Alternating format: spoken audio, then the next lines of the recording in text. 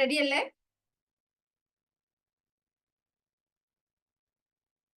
Ready അല്ലേ? പറ്റിയൊരു response ഒന്നും ഇല്ലല്ലോ, എന്തു പറ്റി?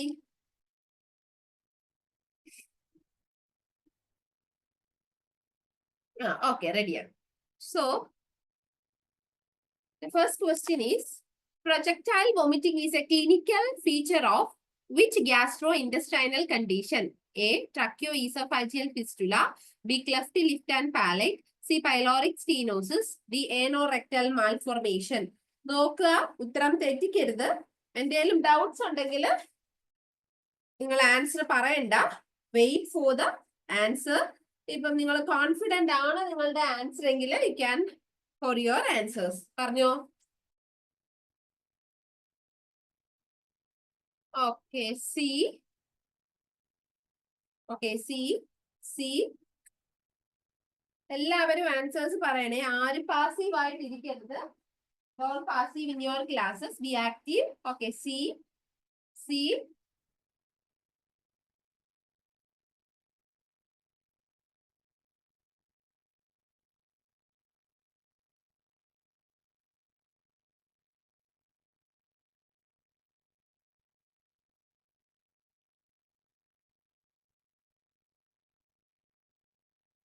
Okay, anyway, C ആണ് majority answers. നമുക്ക് നോക്കാം ഏതാണ് ആൻസർ എന്ന്. Okay, so the answer is C, that is pyloric stenosis. നമുക്കറിയാം പൈലോറിക് സ്റ്റീനോസിസ് എന്ന് പറയുന്നത് വളരെ കോമൺ ആയിട്ട് എപ്പോഴും നമുക്ക് ക്വസ്റ്റ്യൻസ് കിട്ടുന്ന, അല്ലെങ്കിൽ സ്ഥിരം എന്താണ് ഈ GI എന്ന് പറയുന്നത് ഭയങ്കര എന്താ പറയുന്നത് സ്ഥിരമായിട്ട് നമുക്ക് ക്വസ്റ്റ്യൻസ് ചോദിക്കുന്ന അല്ലെങ്കിൽ ക്വസ്റ്റ്യൻസ് കിട്ടുന്ന ഒരു ഏരിയ ആണ്. അപ്പോ so this is very important. So what is pyloric stenosis? Anybody have any idea what is pyloric stenosis? എന്താണ് pyloric stenosis? ആർക്കേലും എന്തെങ്കിലും ഐഡിയ ഉണ്ടോ? നിങ്ങൾ ഇതിനു മുമ്പ് നമ്മൾ പഠിച്ചിട്ടുള്ള കാര്യങ്ങളാണ്. എനി ഐഡിയ ഇത് ഷെയർ ചെയ്ത് എന്താണ് pyloric stenosis?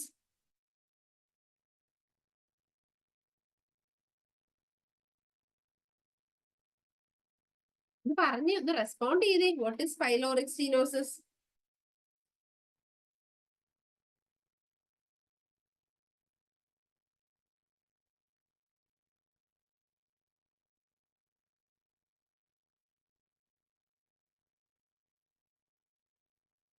Okay. Narrowing. Very good, Shruti. Structure.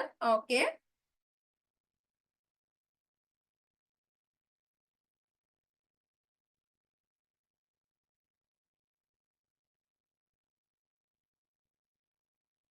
The narrowing of the structure, pyloric valve stenosis. Okay, fine. So here pyloric stenosis എന്ന് പറഞ്ഞാൽ എന്താണ്? Pyloric muscles thickens. Okay, that causes a narrowing of the pyloric canal that leads to obstruction in the gastric emptying. അല്ലേ? അപ്പൊ ഇവിടെ എവിടെയാണ് pyloric canal വരുന്നത്? Pyloric സിസ്റ്റത്തിലെ ഏത് സ്ട്രക്ചറിലാണ് വരുന്നത്? ഒന്ന് പറയാൻ പറ്റുമോ?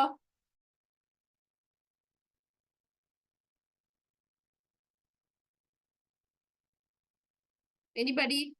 എവിടെയാണ്, ഏത് സിസ്റ്റത്തിലാണ് ആ ഒരു സ്ട്രക്ചർ വരുന്നത്? Very good Jamshad. That is in the stomach അല്ലെ? അപ്പൊ നമുക്കറിയാം സ്റ്റോമക്കിന്റെ സ്ട്രക്ചർ നമ്മൾ നോക്കുമ്പോൾ ജസ്റ്റ് നിങ്ങൾ ഇമാജിൻ ചെയ്യുക, ദിസ് ഇസ് സ്റ്റോമക്. അപ്പൊ സ്റ്റോമക്കിന്റെ സ്ട്രക്ചർ നമുക്ക് ഇങ്ങനെ വരുമ്പോ ഇവിടെ സോ ഇതാണ് നമ്മുടെ so this is our oesophagus. Okay, അപ്പൊ ഇതാണ് നമ്മുടെ സ്റ്റോമക്. അപ്പൊ ഈ pyloric region, so this is what, ഇത് ഇങ്ങനെ വന്നു പോയി. So this is our duodenum.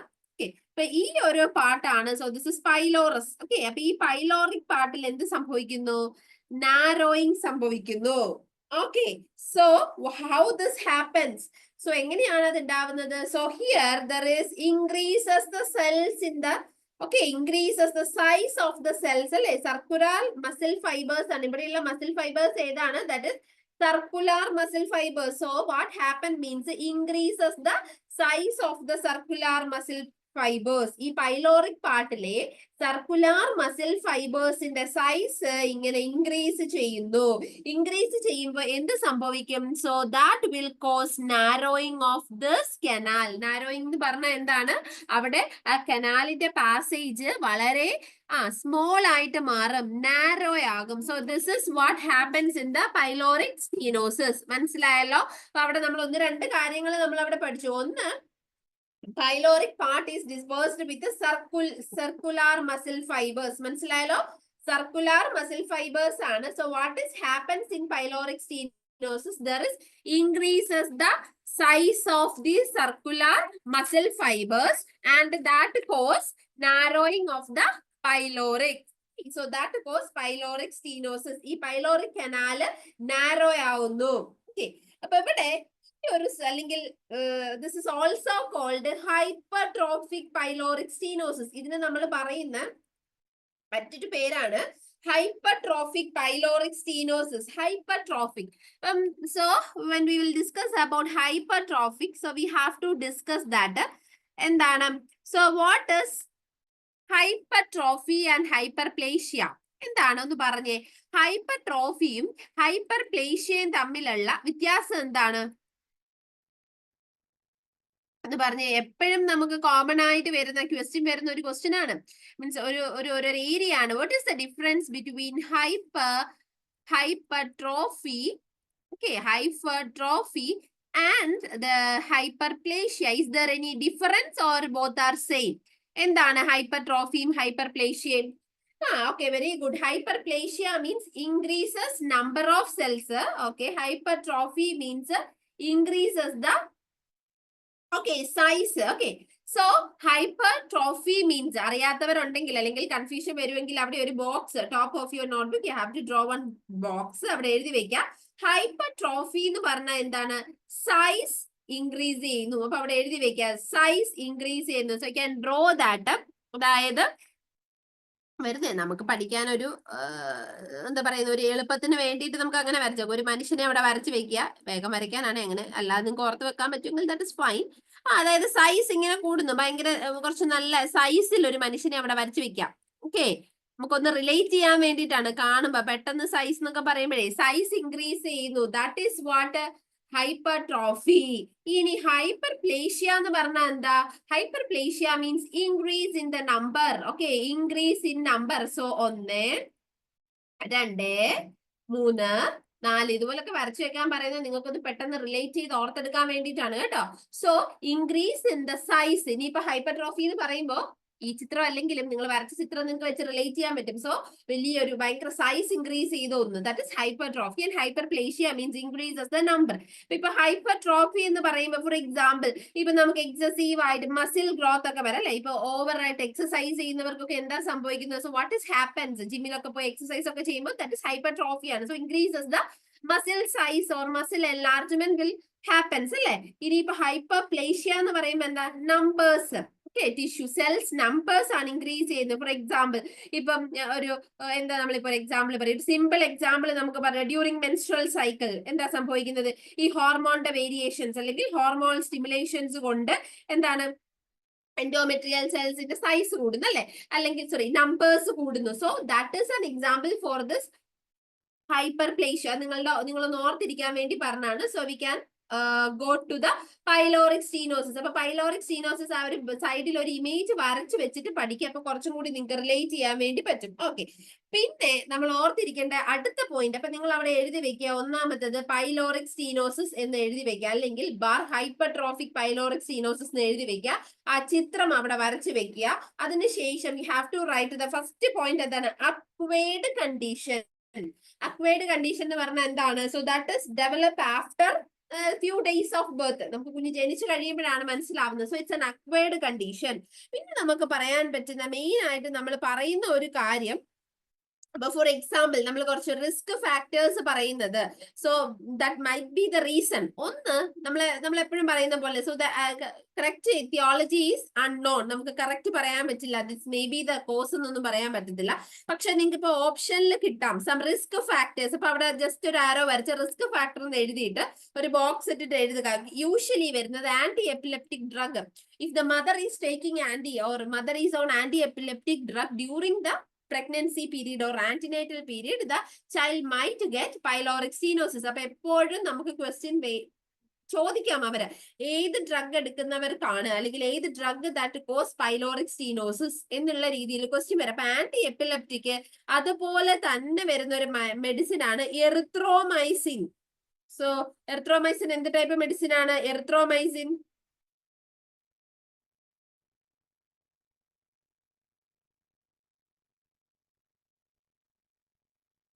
Erythromycin എന്ത് ടൈപ്പ് മെഡിസിൻ ആ? നിങ്ങൾ കേട്ടിട്ടുള്ള കാര്യങ്ങളല്ലേ? നമ്മൾ ഈ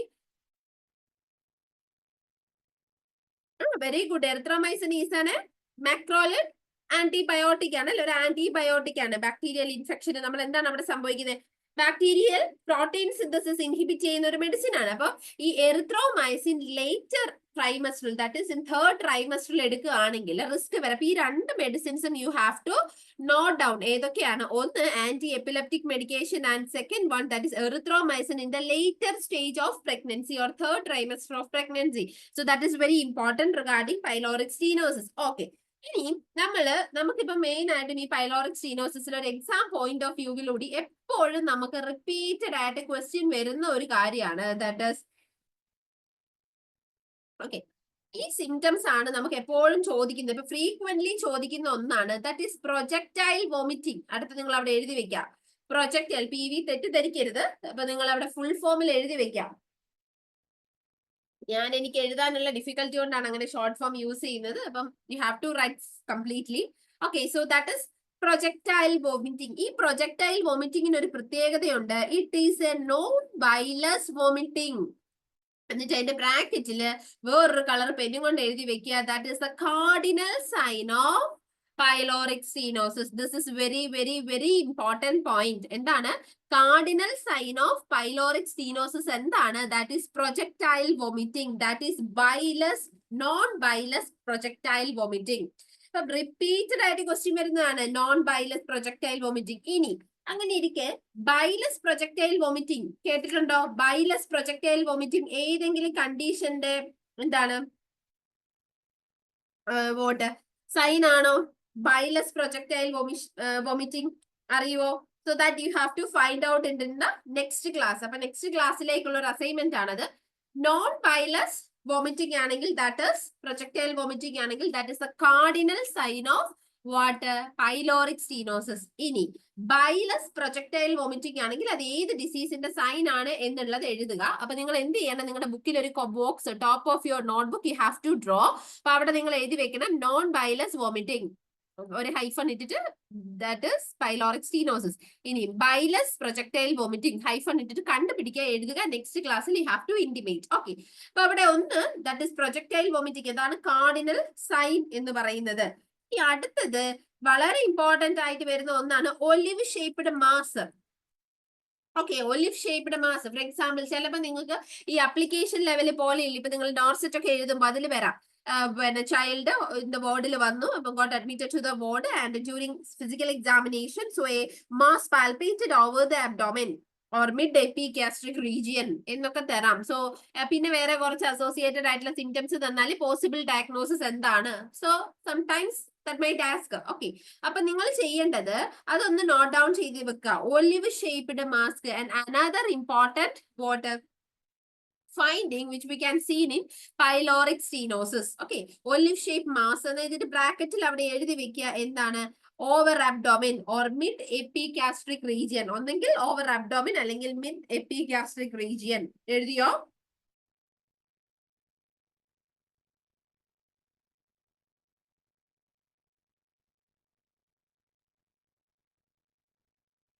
മനസ്സിലാവുന്നുണ്ടോ പറയുന്നത്? Are you able to follow?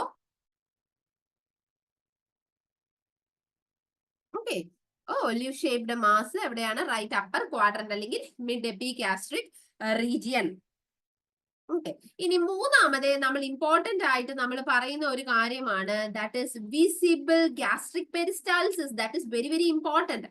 Visible gastric peristalsis. Visible gastric peristalsis. Okay, ഇപ്പൊ നമുക്കറിയാം പെരിസ്റ്റാൾസിസ് എന്ന് പറഞ്ഞാൽ ഒരു വേവ് ലൈക്ക് മൂവ്മെന്റ്സ് ആണ് അല്ലെ? നമ്മൾ അപ്പർ അബ്ഡോമിൻ അക്രോസ് ആയിട്ട്, അതായത് അബ്ഡോമിന്റെ മുകളിൽ കൂടെ ഒരു wave like movements that we can see.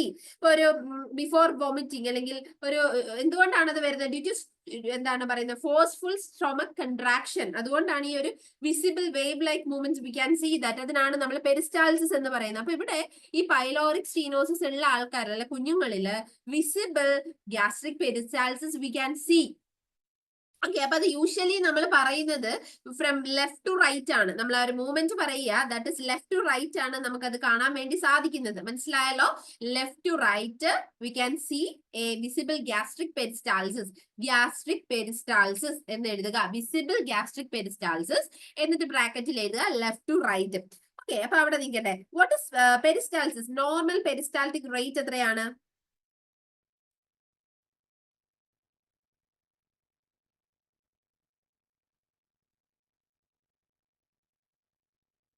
പറഞ്ഞേ.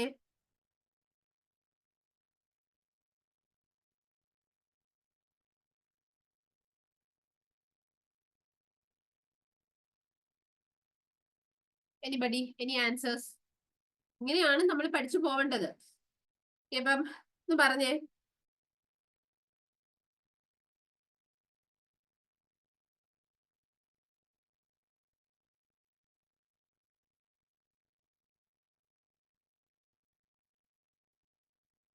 അറിയില്ല, ഒരു ഒന്ന് ഗസ് ചെയ്തേ.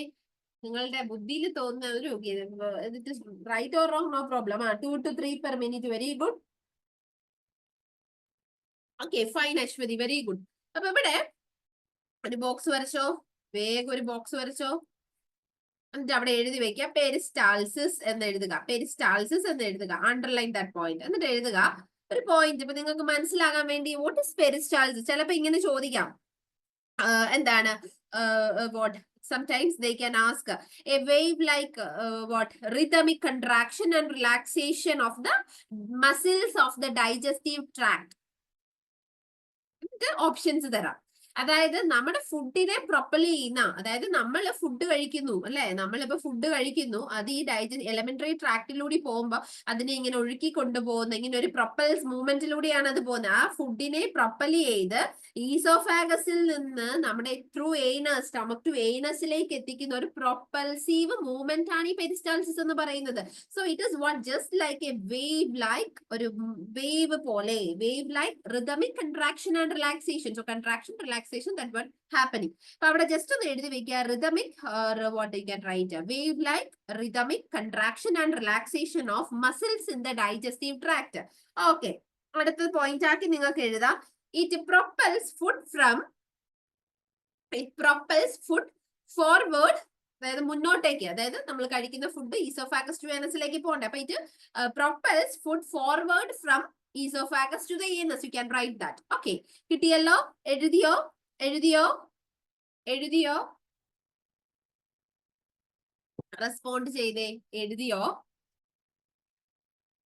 മനസ്സിലാവുന്നുണ്ടോ? ഫോളോ ചെയ്യാൻ പറ്റുന്നുണ്ടോ? എഴുതിയോ പറയുന്ന കാര്യങ്ങള്? അഫിൽ, അജീഷ്, അശ്വതി, ആതിര, ജംഷാദ്, ജീന, മിൻഹ, പിന്നെ ഒരു റെഡ്മി ഉണ്ട്, Sneha, Shruti. Are you able to follow?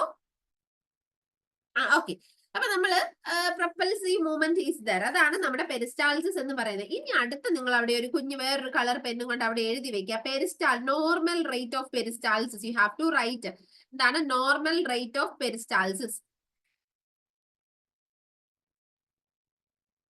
ഈ ബോക്സിന്റെ ഉള്ളിലാണ് ഇതൊക്കെ എഴുതേണ്ടത്, വേറെ എവിടെ എഴുതരുത്. ഒരു ബോക്സ് വരച്ച് അതിന്റെ ഉള്ളിൽ പെരിസ്റ്റാൾസിസ് എഴുതി അതിന്റെ ഉള്ളിലാണ് ഇപ്പൊ ഞാൻ പറയുന്ന ഈ പോയിന്റ് ഒക്കെ എഴുതുന്നത്, വേറെ എവിടെയും എഴുതി വെക്കരുത്.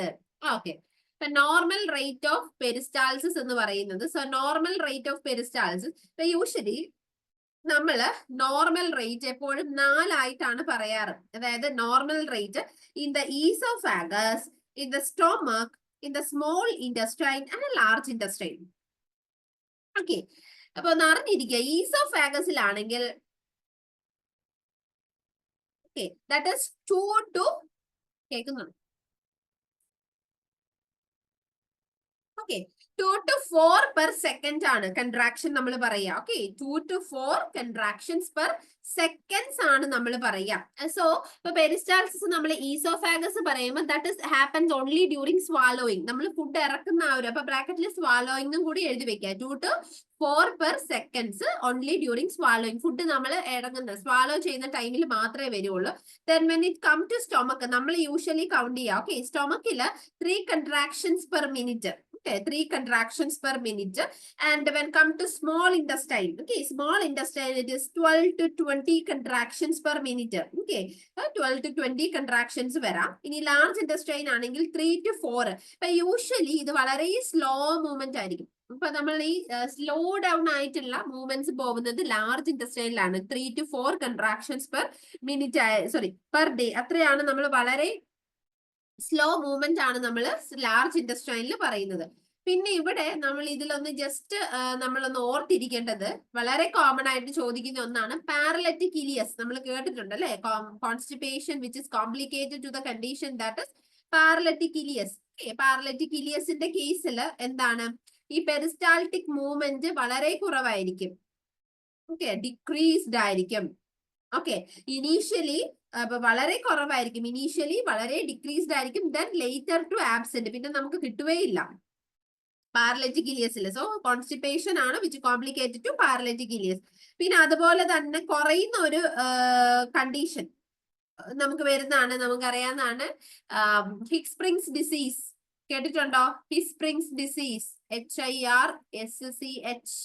HIRSCHSPRUNGS, ഹിസ്പ്രിങ്സ് ഡിസീസ്, കൺജനൈറ്റൽ മെഗാകോളൻ എന്നൊക്കെ കേട്ടിട്ടുണ്ടോ? ആ കണ്ടീഷനിൽ എന്താണ്, കുറവായിരിക്കും.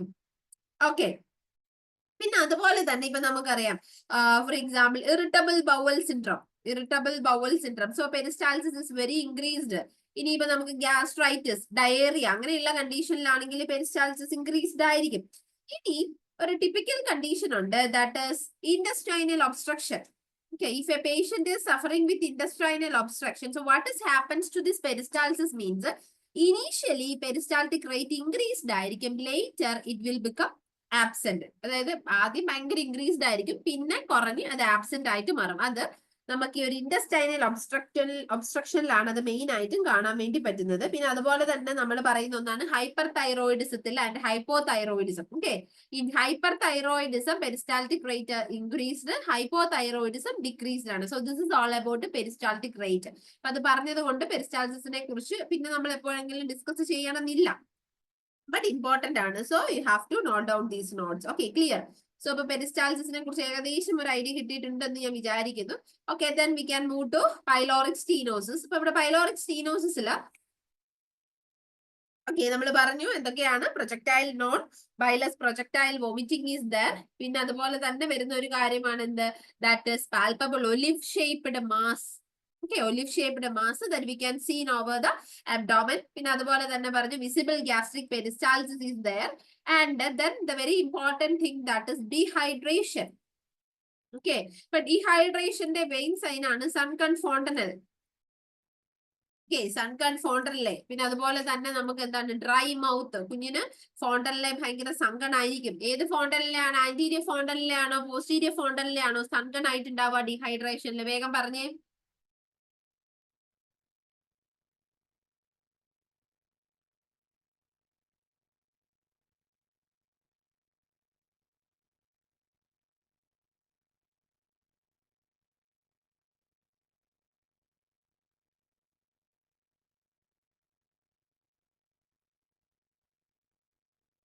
വേഗം പറ, വിച്ച് ഫോണ്ടനല്ലേ? ആന്റീരിയർ.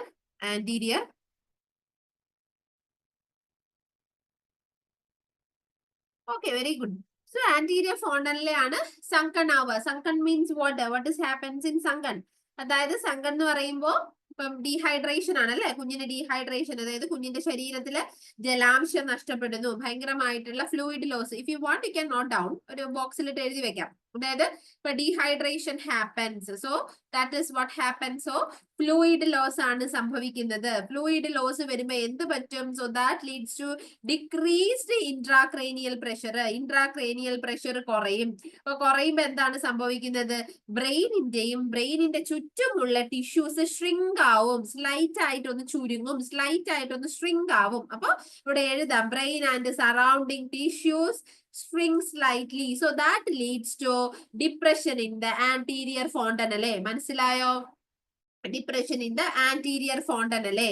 പിന്നെ അതുപോലെ തന്നെ ഈ സങ്കൺ ഫോണ്ടനലെ ഒന്ന് നോട്ട് ഡൗൺ ചെയ്ത് വെച്ചത്. നമുക്ക് മാൽ ന്യൂട്രീഷൻ, ഇപ്പൊ കുഞ്ഞിന് സിവിയർ ആയിട്ടുള്ള മാൽ ന്യൂട്രീഷൻ ഉണ്ടെങ്കിൽ ദിസ് ക്യാൻ ഹാപ്പൻ. ഇപ്പൊ നമ്മൾ പറഞ്ഞ പോലെ തന്നെ instead of dehydration we can red hypovolemia or hypovolemic ഷോക്കിലേക്കൊക്കെ പോകുന്ന സമയത്ത്, സിവിയർ ആയിട്ട് കുഞ്ഞിന് വൊമിറ്റിംഗ് ഡയേറിയ വരുമ്പോ, അല്ലെങ്കിൽ ഫെയിലിയർ ടു ത്രൈവ് ഇൻഫൻസിന്, ഈ സിറ്റുവേഷൻസിലൊക്കെ എന്താണ് ഈ സങ്കൺ ഫോണ്ടനലെ വരാം. അതേപോലെ തന്നെ ഇപ്പൊ നമ്മൾ പറഞ്ഞ കുഞ്ഞിന് ഡ്രൈ മ്യൂക്കസ് വരാം. And also will be ലെതാർജി will be there. എന്താ ലെതാർജി എന്ന് പറഞ്ഞ? എന്താ ലെതാർജി? നമ്മളൊക്കെ പണ്ട് മുതലേ എഴുതി കാണുന്ന ഒരു കാര്യമാണ് ലെതാർജി. ലെതാർജി എന്ന് പറഞ്ഞാൽ എന്താ? What you mean by ലെതാർജി?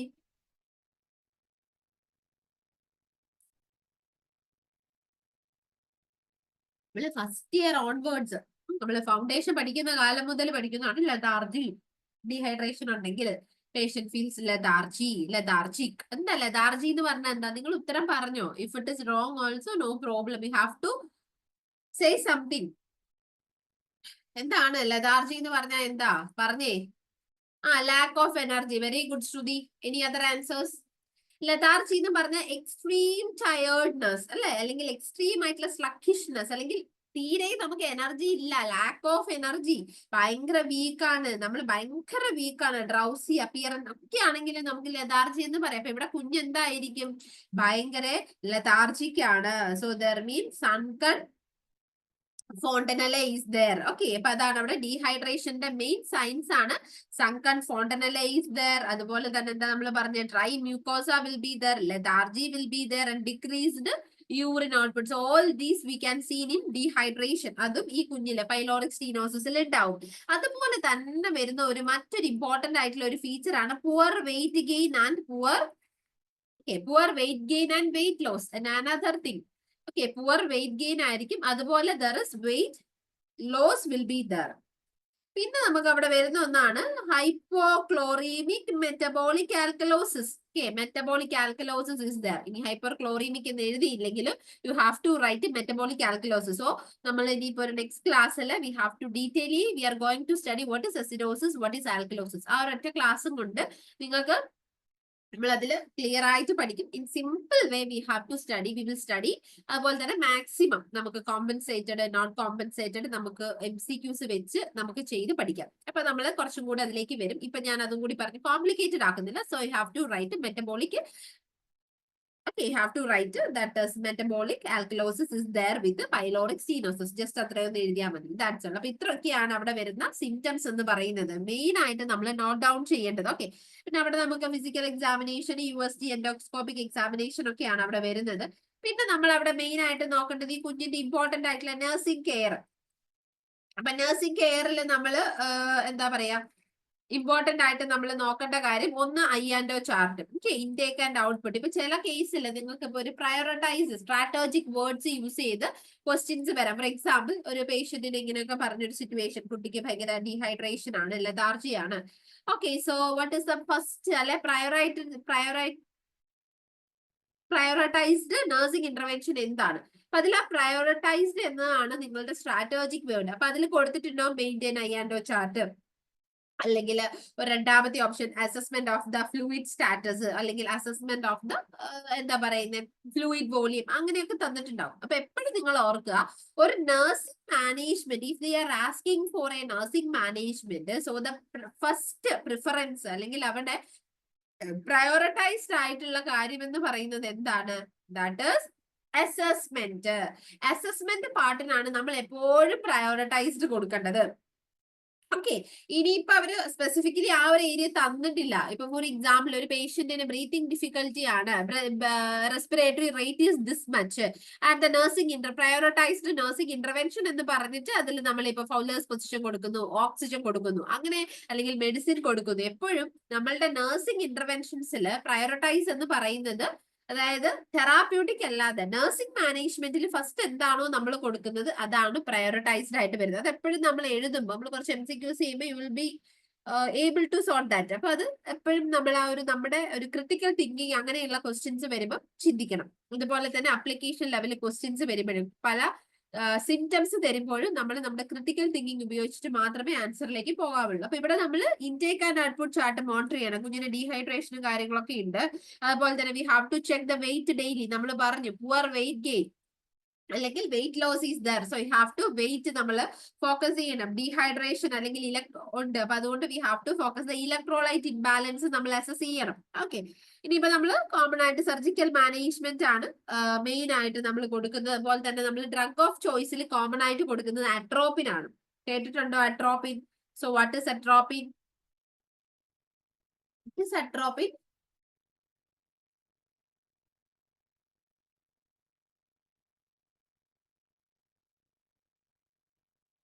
Atropine എന്ത് ഡ്രഗാ?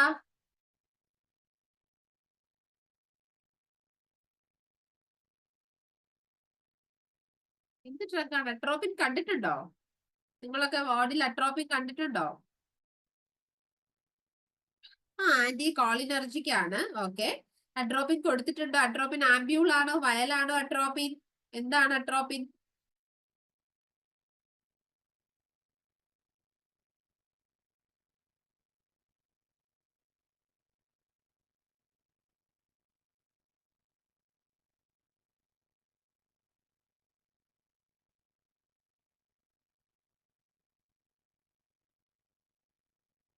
ഓക്കെ, ആംബ്യൂൾ ആണ്. Very good. അട്രോപ്പിൻ എപ്പോഴും നമ്മുടെ എമർജൻസി ഡ്രഗ് ആണ്. എപ്പോ ചോദിച്ചാലും അട്രോപ്പിൻ ഓർത്തിരിക്കുക. ഓക്കെ. നമ്മൾ ആന്റി കോളിനർജിക് ഡ്രഗ് എന്ന് പറയും, അല്ലെങ്കിൽ എന്താണ് മസ്റ്റാർണിക് ആന്റഗോണിസ്റ്റ് എന്നൊക്കെ നമ്മൾ പറയാറുണ്ട്. So that is atropine. ഇപ്പൊ അട്രോപ്പിൻ 0.6 എപ്പോഴും ഓർത്തിരിക്കുക. വയലാണ്, സോറി ആംബ്യൂൾ ആണെന്നുള്ള കാര്യം ഓർത്തിരിക്കുക. അപ്പൊ ഇവിടെ നമ്മുടെ ഹൈപ്പർട്രോഫിക് അല്ലെങ്കിൽ നമ്മൾ പല രീതിയിൽ ഞാൻ പറഞ്ഞു, ഇൻഫന്റൈൽ ഹൈപ്പർട്രോഫിക് പൈലോറിക് സ്റ്റീനോസിസ് എന്ന് പറയാം, ഹൈപ്പർട്രോഫിക് പൈലോറിക് സ്റ്റീനോസിസ് എന്ന് പറയാം, വെറും പൈലോറിക് സ്റ്റീനോസിസ് എന്ന് പറയാം. അപ്പൊ ഇവിടെ നമുക്കറിയാം, ഞാൻ പറഞ്ഞു സർജിക്കൽ മാനേജ്മെന്റിലേക്കാണ് നമ്മൾ പോകുന്നത്. പക്ഷെ ഇമ്മീഡിയറ്റ്ലി നമുക്ക് ഈ പൈലോറോട്ടമി മയോട്ടമി ഒന്നും ചെയ്യാൻ പറ്റത്തില്ല. പെട്ടെന്ന് സർജറി ഒന്നും നമുക്ക് പെട്ടെന്ന് ഒരു സർജിക്കൽ മാനേജ്മെന്റ് പറ്റില്ല. അപ്പം ഒരു മെഡിക്കൽ റിസ്ക് ഉണ്ട്. അപ്പൊ നമ്മൾ എന്ത് ചെയ്യുന്നു, നമ്മളൊരു ഫസ്റ്റ് അല്ലെങ്കിൽ നമ്മളൊരു നോൺ സർജിക്കൽ ഓപ്ഷൻ, ഇത് എപ്പോഴും ചോദിക്കുന്ന ക്വസ്റ്റ്യൻ ആണ് കേട്ടോ. അതായത് ഡ്രഗ് ഓഫ് ചോയ്സ്, അതായത് ഒരു നോൺ സർജിക്കൽ ട്രീറ്റ്മെന്റ് ഓപ്ഷൻ എന്ന് പറയുന്നത് പൈലോറിക് സ്റ്റീനോസിസ് ഉണ്ട്. അവിടെ തന്നെ നോട്ട് ഡൗൺ ചെയ്ത് വെക്കണം കേട്ടോ. So that is what atropine ആണ്. അല്ലേ? അപ്പൊ ഇവിടെ എന്താണ് മെയിൻ ആയിട്ടും നമ്മൾ ഈ ഡ്രഗ് കൊടുക്കുമ്പോൾ നിങ്ങൾ പറഞ്ഞു എന്താണ് ആന്റി കോളിനർജിക് ആണ് അല്ലെ, അല്ലെങ്കിൽ ആന്റി കോളിനർജിക് ആണ്, അല്ലെങ്കിൽ മസ്കാർണിക് റിസപ്റ്റേഴ്സിനെ ബ്ലോക്ക് ചെയ്യുന്നു GI ട്രാക്റ്റിലെ. അപ്പൊ ഒന്നും വേണ്ട, അത്രയ്ക്ക് ഡീറ്റെയിൽ ആയിട്ടൊന്നും നമ്മൾ പോകുന്നില്ല. സിംപിളി പറഞ്ഞ എന്താ, പൈലോറിക് സ്റ്റീനോസിസ് ഉള്ള ഒരു കുഞ്ഞിന് നമ്മൾ അട്രോപ്പിൻ കൊടുക്കുമ്പോൾ എന്ത് സംഭവിക്കുന്നു? പൈലോറിക് മസിൽസ് റിലാക്സ് ആവുന്നു. സിമ്പിൾ. ആ സ്പാസം റെഡ്യൂസ് ചെയ്യുന്നു. അപ്പൊ ഗ്യാസ്ട്രിക് എംറ്റിങ്, നല്ല രീതിയിൽ ഗ്യാസ്ട്രിക് എംറ്റിങ് നടക്കുന്നു. അപ്പൊ ഈ ഗ്യാസ്ട്രിക് സെക്രീഷൻസ് കുറയുന്നു. അപ്പൊ ആ സിംറ്റംസ് കുറച്ചും കൂടി കുറയ്ക്കാൻ സാധിക്കുന്നു. ഓക്കെ. അപ്പൊ അതിനാണ് നമ്മൾ കൊടുക്കുന്നത്. അപ്പൊ ജസ്റ്റ് ഒന്ന് ഓർത്തിരുന്നേച്ചാൽ മതി. ഇപ്പൊ നമുക്കൊരു ഹൈ റിസ്ക് ഇൻഫാന്റിനൊക്കെ ഇപ്പൊ ഡീഹൈഡ്രേഷൻ ഒക്കെ വരുമ്പോൾ ഫസ്റ്റ് ചോയ്സ് നമ്മൾ ഒരു സർജറിയിലേക്ക് പോയാൽ ഇറ്റ് വിൽ ബി കോംപ്ലിക്കേറ്റഡ്. അതുകൊണ്ടാണ് നമ്മൾ ഈ ഒരു അട്രോപ്പിൻ നമ്മൾ കൊടുക്കുക. ഇപ്പൊ യൂഷ്വലി നമ്മൾ IV ഫസ്റ്റ്, പിന്നെ അങ്ങനെയാണ് നമ്മൾ അത് ചേഞ്ച് ചെയ്ത് കൊടുക്കുക. അപ്പൊ ജസ്റ്റ് അതൊന്ന് ഓർത്താൽ മതി. പിന്നെ അതിന്റെ ഒരു മാനേജ്മെന്റ് നമുക്കറിയാം. മെയിൻ ആയിട്ടും നമ്മളിപ്പോ ലാസ്റ്റ് DSSB എക്സാമിന് ചോദിച്ച ഒരു ക്വസ്റ്റ്യൻ ആണ്. നിങ്ങൾ കേട്ടിട്ടുണ്ടോ? റാംസ്റ്റഡ്സ് പ്രൊസീജർ, RAMSTED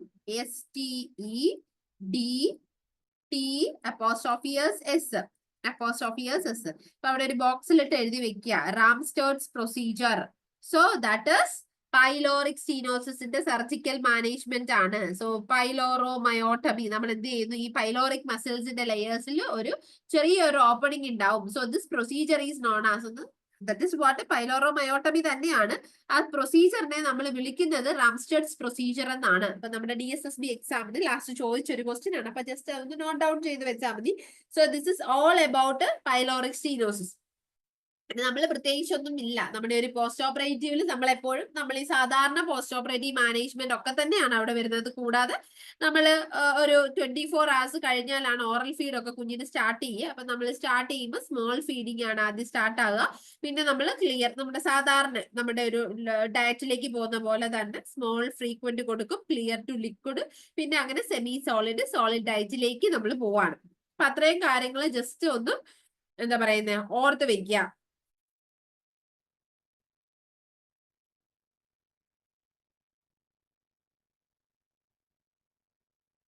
ഇനി ഞാൻ വേറെ ഒരു കാര്യം കൂടെ ജസ്റ്റ് നിങ്ങളൊന്ന് ഒന്ന് ഓർത്ത് വെക്കുക. This is all about pyloric stenosis. അതുപോലെ തന്നെ ഇപ്പൊ ഞാൻ പറഞ്ഞു പ്രൊജക്ടൈൽ വോമിറ്റിംഗ് എന്ന് പറഞ്ഞു. ഈ പ്രൊജക്ടൈൽ വോമിറ്റിംഗ് വരുന്ന മറ്റൊരു കണ്ടീഷൻ ആണ് that is increased ICP. Okay, so raised ICP.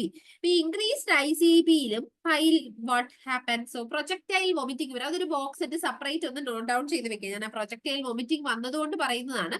So this projectile vomiting can also seen in increased intracranial pressure. എന്തുകൊണ്ടാണെന്ന് വെച്ചാല് ഈ ICP വല്ലാതെ കൂടുന്ന സമയത്ത് that stimulate the middle oblongata. അതുകൊണ്ട് പ്രൊജക്ടൈൽ വോമിറ്റിംഗ് വിൽ ഹാപ്പൻസ്. അങ്ങനെ ഒരു പ്രൊജക്ടൈൽ വോമിറ്റിംഗിന്റെ ഒരു ICPയിലും കൂടെ ആ ഒരു ഇൻഡിക്കേഷൻ ഉണ്ട് എന്നുള്ളത്, ആ സിംറ്റം ഉണ്ട് എന്നുള്ളത് ഒന്ന് ഓർത്തിരിക്കുക. That's all about pyloric stenosis. മനസ്സിലായോ? ഏകദേശം പൈലോറിക് സ്റ്റീനോസിസ് ഒരു ഐഡിയ കിട്ടിയോ? അപ്പൊ പൈലോറിക് സ്റ്റീനോസിസ് എന്ന് പറയുമ്പോൾ ഒലുമാസ്, നോൺ ബൈലസ് വോമിറ്റിംഗ്, അതുപോലെ തന്നെ വിസിബിൾ പെരിസ്റ്റാൾസിസ്, ഡീഹൈഡ്രേഷൻ, ഇതൊക്കെ മനസ്സിൽ കൂടി പോകണം. നിങ്ങൾ വരച്ചു വെച്ച ആ ഒരു പൈലോറിക് സ്റ്റീനോസിന്റെ സ്റ്റൊമക്കിന്റെ ചിത്രം, പൈലോറിസിന്റെ അവിടെ രണ്ട് നമ്മൾ വട്ടം ഡാർക്ക് ചെയ്യുന്നു. ദാറ്റ് ഇസ് സർക്കുലർ മസിലിന് ഹൈപ്പർട്രോഫി സംഭവിച്ചതാണ്. അപ്പൊ ഒരു കുഞ്ഞി നാരോയിൽ കൂടിയാണ്. അപ്പൊ നാരോ, അതായത് നാരോ ആവുന്നു, പൈലോറിക് കനാല് നാരോ ആവുന്നു, അതിന്റെ വണ്ണം കുറയുന്നു. അപ്പൊ പ്രോപ്പർ ആയിട്ട് ഗ്യാസ്ട്രിക് എംറ്റി നടക്കുന്നില്ല. അതുകൊണ്ടാണ് ഈ പ്രൊജക്ടൈൽ വോമിറ്റിംഗ് കുഞ്ഞിന് വരുന്നത്. സോ അപ്പൊ നമ്മൾ അതിന്റെ ഒരു സിംറ്റംസ് പറഞ്ഞ് മാനേജ്മെന്റിലേക്ക് പോകാൻ ഇമ്മീഡിയറ്റ്ലി നമുക്ക് surgical management is not possible. So we are giving the drug of choice as what?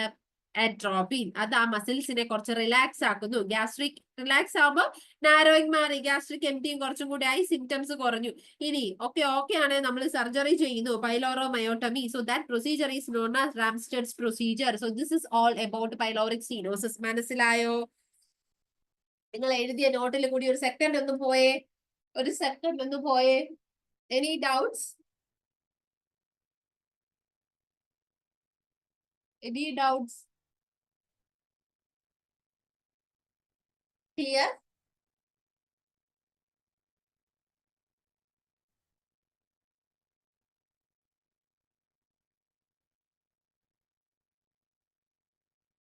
Okay. Then next question is,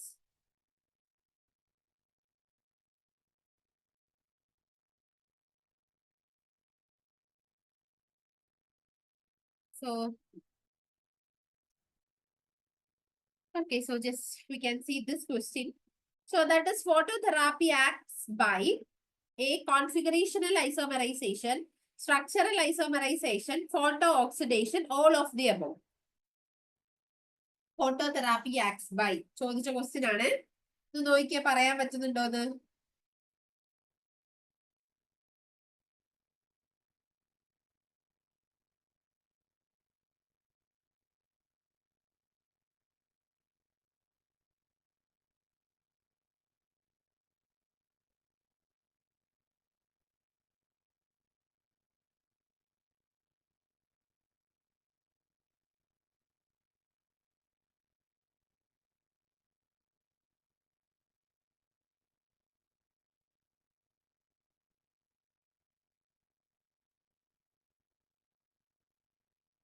പറഞ്ഞേ, ആൻസേഴ്സ് പറയാൻ പറ്റുന്നുണ്ടോന്ന്?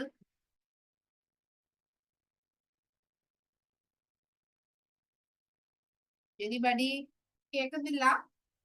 കാണാൻ പറ്റുന്നുണ്ടോ?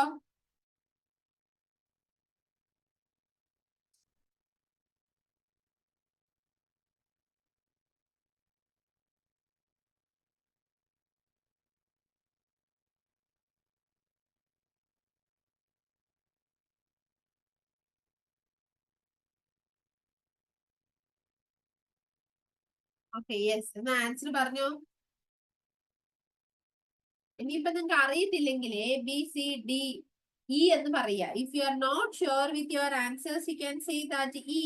എന്നാൽ നിങ്ങൾ വെറുതെ ഇരിക്കരുത്, പാസീവ് ആയിട്ട് ഇരിക്കരുത്. പറ, വേഗം വേഗം പറഞ്ഞു ഓരോരോ ആൻസേഴ്സ്.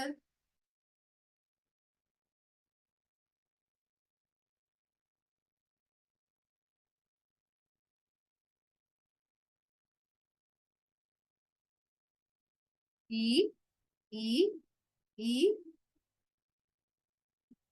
ഓക്കെ. അപ്പൊ നമ്മള് ഈ നോക്കാം നമുക്ക് ഏതാണ് ആൻസർ എന്ന്. എല്ലാവർക്കും ഇ ആണ്. അപ്പൊ അവിടെ ഒരു ചെറിയൊരു കൺഫ്യൂഷൻ വരാൻ സാധ്യതയുണ്ട്. So the answer is D, that is all of the above. അപ്പൊ നമ്മള് ഈ ജോണ്ടിസ് അല്ലെങ്കിൽ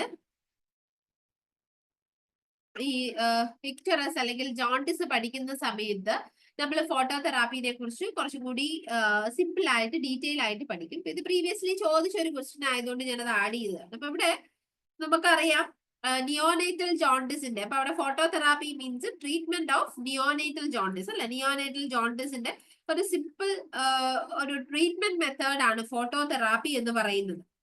ഇവിടെ ഇതിനെയൊന്നും വലിയ ആധികാരികമായി നമ്മൾ ഇത് എന്താണ് എന്നൊന്നും പഠിക്കേണ്ട ആവശ്യമില്ല. സിംപ്ലി ഇത് എന്താണെന്നൊന്ന് എക്സ്പ്ലെയിൻ ചെയ്ത് പോയാൽ വളരെ സിമ്പിൾ ആയിട്ട് പറയുകയാണെങ്കിൽ, so what does actually happens in phototherapy. ഫോട്ടോതെറാപ്പിയിൽ എന്താണ് നടക്കുന്നത്, എങ്ങനെയാണ് അത് ഈ ബിലിറുബിൻ മോളിക്യൂൾസിന് ചേഞ്ച് ചെയ്യുന്നത്. അപ്പൊ അവിടെ ജസ്റ്റ് നടക്കുന്നത് ഈ മൂന്ന് മെത്തേഡിലും നടക്കുന്നത് എന്താണ്.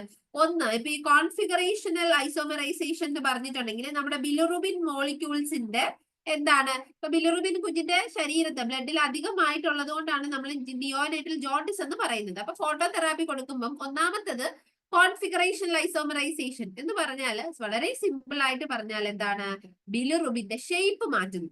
Okay, it cause അല്ലെങ്കിൽ it changes the shape of bilirubin molecule. Bilirubin molecule ഇപ്പൊ ഇങ്ങനെയാണുള്ളതെങ്കിൽ അതിന്റെ ഷേപ്പ് ഒന്നും കൂടി ഷേപ്പ് ചേഞ്ച് ചെയ്യുന്നു. ഈ ഷേപ്പ് ഇങ്ങനെ ചേഞ്ച് ചെയ്യുമ്പോൾ അതായത് മോർ വാട്ടർ സൊല്യൂബിൾ ആക്കുന്നു, അതായത് മോർ വാട്ടർ സൊല്യൂബിൾ ആകുന്ന ഷേപ്പ് ആക്കുന്നു. സോ ഈസി ആയിട്ട് ബിലിറുബിൻ എക്സ്ക്രീറ്റ് ചെയ്ത് പോകുന്നു. ഒന്നുമില്ല. കോൺഫിഗറേഷൻ ഐസോമറൈസേഷൻ എന്ന് പറഞ്ഞാൽ ബിലിറുബിന്റെ എന്താ പറയുന്നത് ഷേപ്പ് ചേഞ്ച് ചെയ്യുന്നു, അതുകൊണ്ട് പെട്ടെന്ന് ബിലിറുബിൻ എക്സ്ക്രീറ്റ് ചെയ്ത് പോകുന്നു. Simple explanation. Okay, clear. ഇനി നോക്കിക്കേ, രണ്ടാമത്തത് എന്താണ്, structural isomerisation. Okay, structural isomerisation എന്ന് പറഞ്ഞാൽ എന്താണ്, ഇവിടെ കുറച്ചും കൂടി ഇൻട്രസ്റ്റിംഗ് ആണ്. എന്താണ്, ഷേപ്പ് ഒന്നും മാറ്റുന്നില്ല. But here what is happen means it convert what ബിലിറുബിനെ ലുമിറുബിൻ ആയിട്ട് കൺവേർട്ട് ചെയ്യുന്നു. ലു മി റു ബിൻ. സോ ലുമിറുബിൻ ആയിട്ട് കൺവേർട്ട് ചെയ്യുന്നു.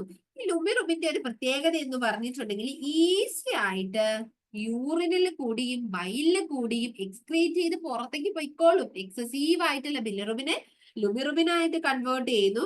ഈ ലുമിറുബിന്റെ പ്രത്യേകത എന്താണ്, വളരെ സ്പീഡായിട്ട് ബൈലിലൂടെയും യൂറിനിലൂടെയും എക്സ്ക്രീറ്റ് ചെയ്തു. സോ കൊച്ചിന്റെ ബിലിറുബിൻ പെട്ടെന്ന് കുറയും, ജോണ്ടിസ് കുറയും, കുഞ്ഞ് പെട്ടെന്ന് ഫാസ്റ്റ് ആയിട്ട് റിക്കവർ ആവും. So that is a second thing. ഇനി അത് അടുത്ത മൂന്നാമത്തെ മെക്കാനിസം എന്താണ്, photo oxidation. Simple things, oxidation of bilirubin. ബിലിറുബിന് ഓക്സിഡേഷൻ സംഭവിക്കുന്നു. അപ്പൊ ഒന്നുമില്ല, ബിലിറുബിൻ ഓക്സിഡേഷൻ സംഭവിക്കുമ്പോൾ ബിലിറുബിൻ എന്താണ്, കുറച്ചും കൂടി പെട്ടെന്ന് ഒരു വാട്ടർ സൊല്യൂബിൾ ആവും. പെട്ടെന്ന് തന്നെ എന്ത് ചെയ്യുന്നു, ബോഡിയിൽ നിന്ന് എക്സ്ക്രീറ്റ് ചെയ്ത് പോകുന്നു. അപ്പൊ ഈ മൂന്ന് മെക്കാനിസം ആണ് ഫോട്ടോതെറാപ്പിയിൽ നടക്കുന്നത്. അതുകൊണ്ടാണ് ബിലിറുബിൻ പെട്ടെന്ന് കുഞ്ഞിന്റെ ബോഡിയിൽ നിന്ന് എലിമിനേറ്റ് ചെയ്യാൻ, എക്സ്ക്രീറ്റ് ചെയ്യാൻ സാധിക്കുന്നു. So that leads to jaundice പെട്ടെന്ന് കുറയുന്നു. അല്ലെങ്കിൽ ഒരു സിമ്പിൾ പക്ഷെ വളരെ എഫക്റ്റീവ് ആയിട്ടുള്ള ഒരു ട്രീറ്റ്മെന്റ് മൊഡാലിറ്റിയാണ് ഫോട്ടോതെറാപ്പി എന്ന് പറയുന്നത്. ക്ലിയർ. സോ ഓൾ ദീസ്, അപ്പൊ ജസ്റ്റ് ഒന്ന് എഴുതിയിടുക. ഫോട്ടോതെറാപ്പി ഇട്ടിട്ട് 3 ആരോ ഇട്ടിട്ട് configuration isomerisation, structural isomerisation, photo oxidation, so excrete, fast excretion of bilirubin. അത്രേ ഉള്ളൂ. ഫോട്ടോതെറാപ്പിയുടെ ബ്രാക്കറ്റിൽ എഴുതുക treatment choice of what neonatal jaundice. So this is the mechanism of phototherapy. മനസ്സിലായോ? മനസ്സിലായോ? ഒത്തിരി ആധികാരികമായി പോയാൽ ഭയങ്കരമായിട്ട് നമ്മൾ കൺഫ്യൂസ്ഡ് ആവും. വേണ്ട, very simple explanation for this. Okay, clear. അടുത്തത് next is, so cleft palate is ideally repaired at between 6 months and 18 months. എയിംസിന് ചോദിച്ചതാണ്. നോർസെറ്റിന് B between 6 weeks and 8 weeks. C between 6 years and 8 years. D first week of birth. ഒന്ന് നോക്കിക്കേ, എന്നിട്ട് ഉത്തരം പറഞ്ഞേ. Cleft palate is ideally repaired at when? പറഞ്ഞു.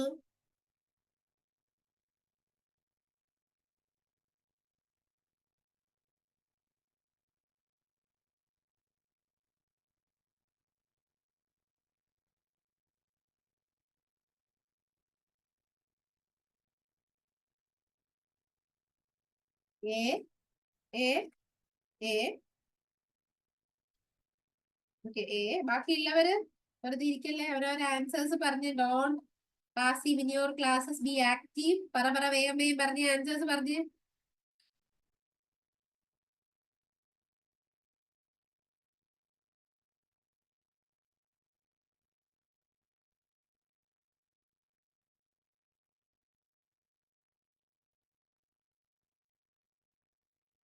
Okay നോക്കാം.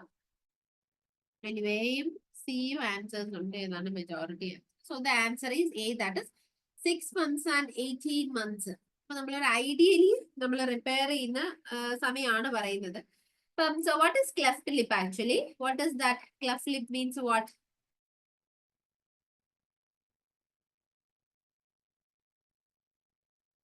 പറഞ്ഞേ, any idea?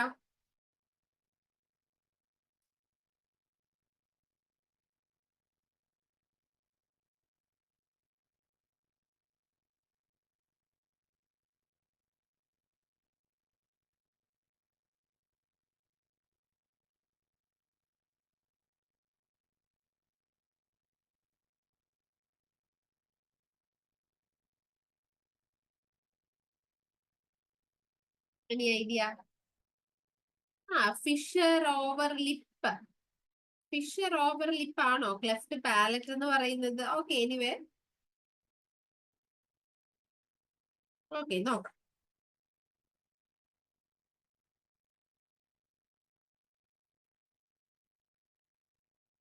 അപ്പൊ ഇവിടെ നമുക്ക് ഒന്നെങ്കിൽ ക്ലെഫ്റ്റ് ലിപ്പ് അല്ലെങ്കിൽ ക്ലെഫ്റ്റ് പാലേറ്റ്. ക്ലെഫ്റ്റ് പാലറ്റ് എന്ന് പറഞ്ഞിട്ടുണ്ടെങ്കിൽ നമുക്കറിയാം എന്താണ്, അല്ലെങ്കിൽ നമ്മൾ ഇതിനെ പറയുന്ന ഒരു പേരാണ് പലാറ്റോസോസിസ്. കേട്ടിട്ടുണ്ടോ?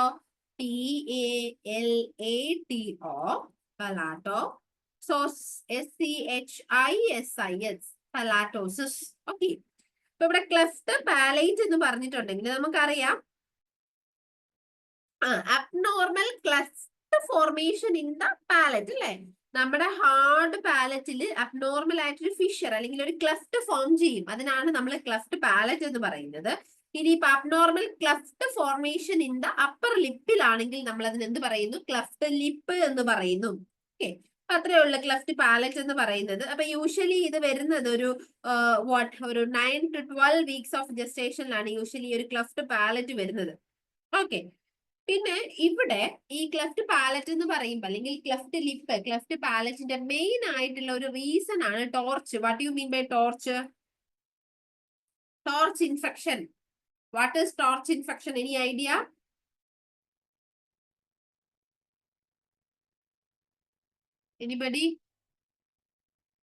എനിബഡി വേ പറഞ്ഞേ.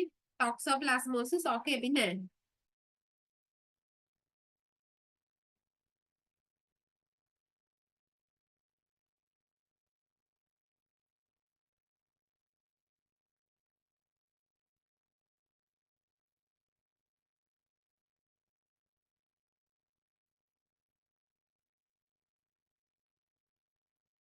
Cytomegalo rubella. Okay fine fine fine. Okay very good.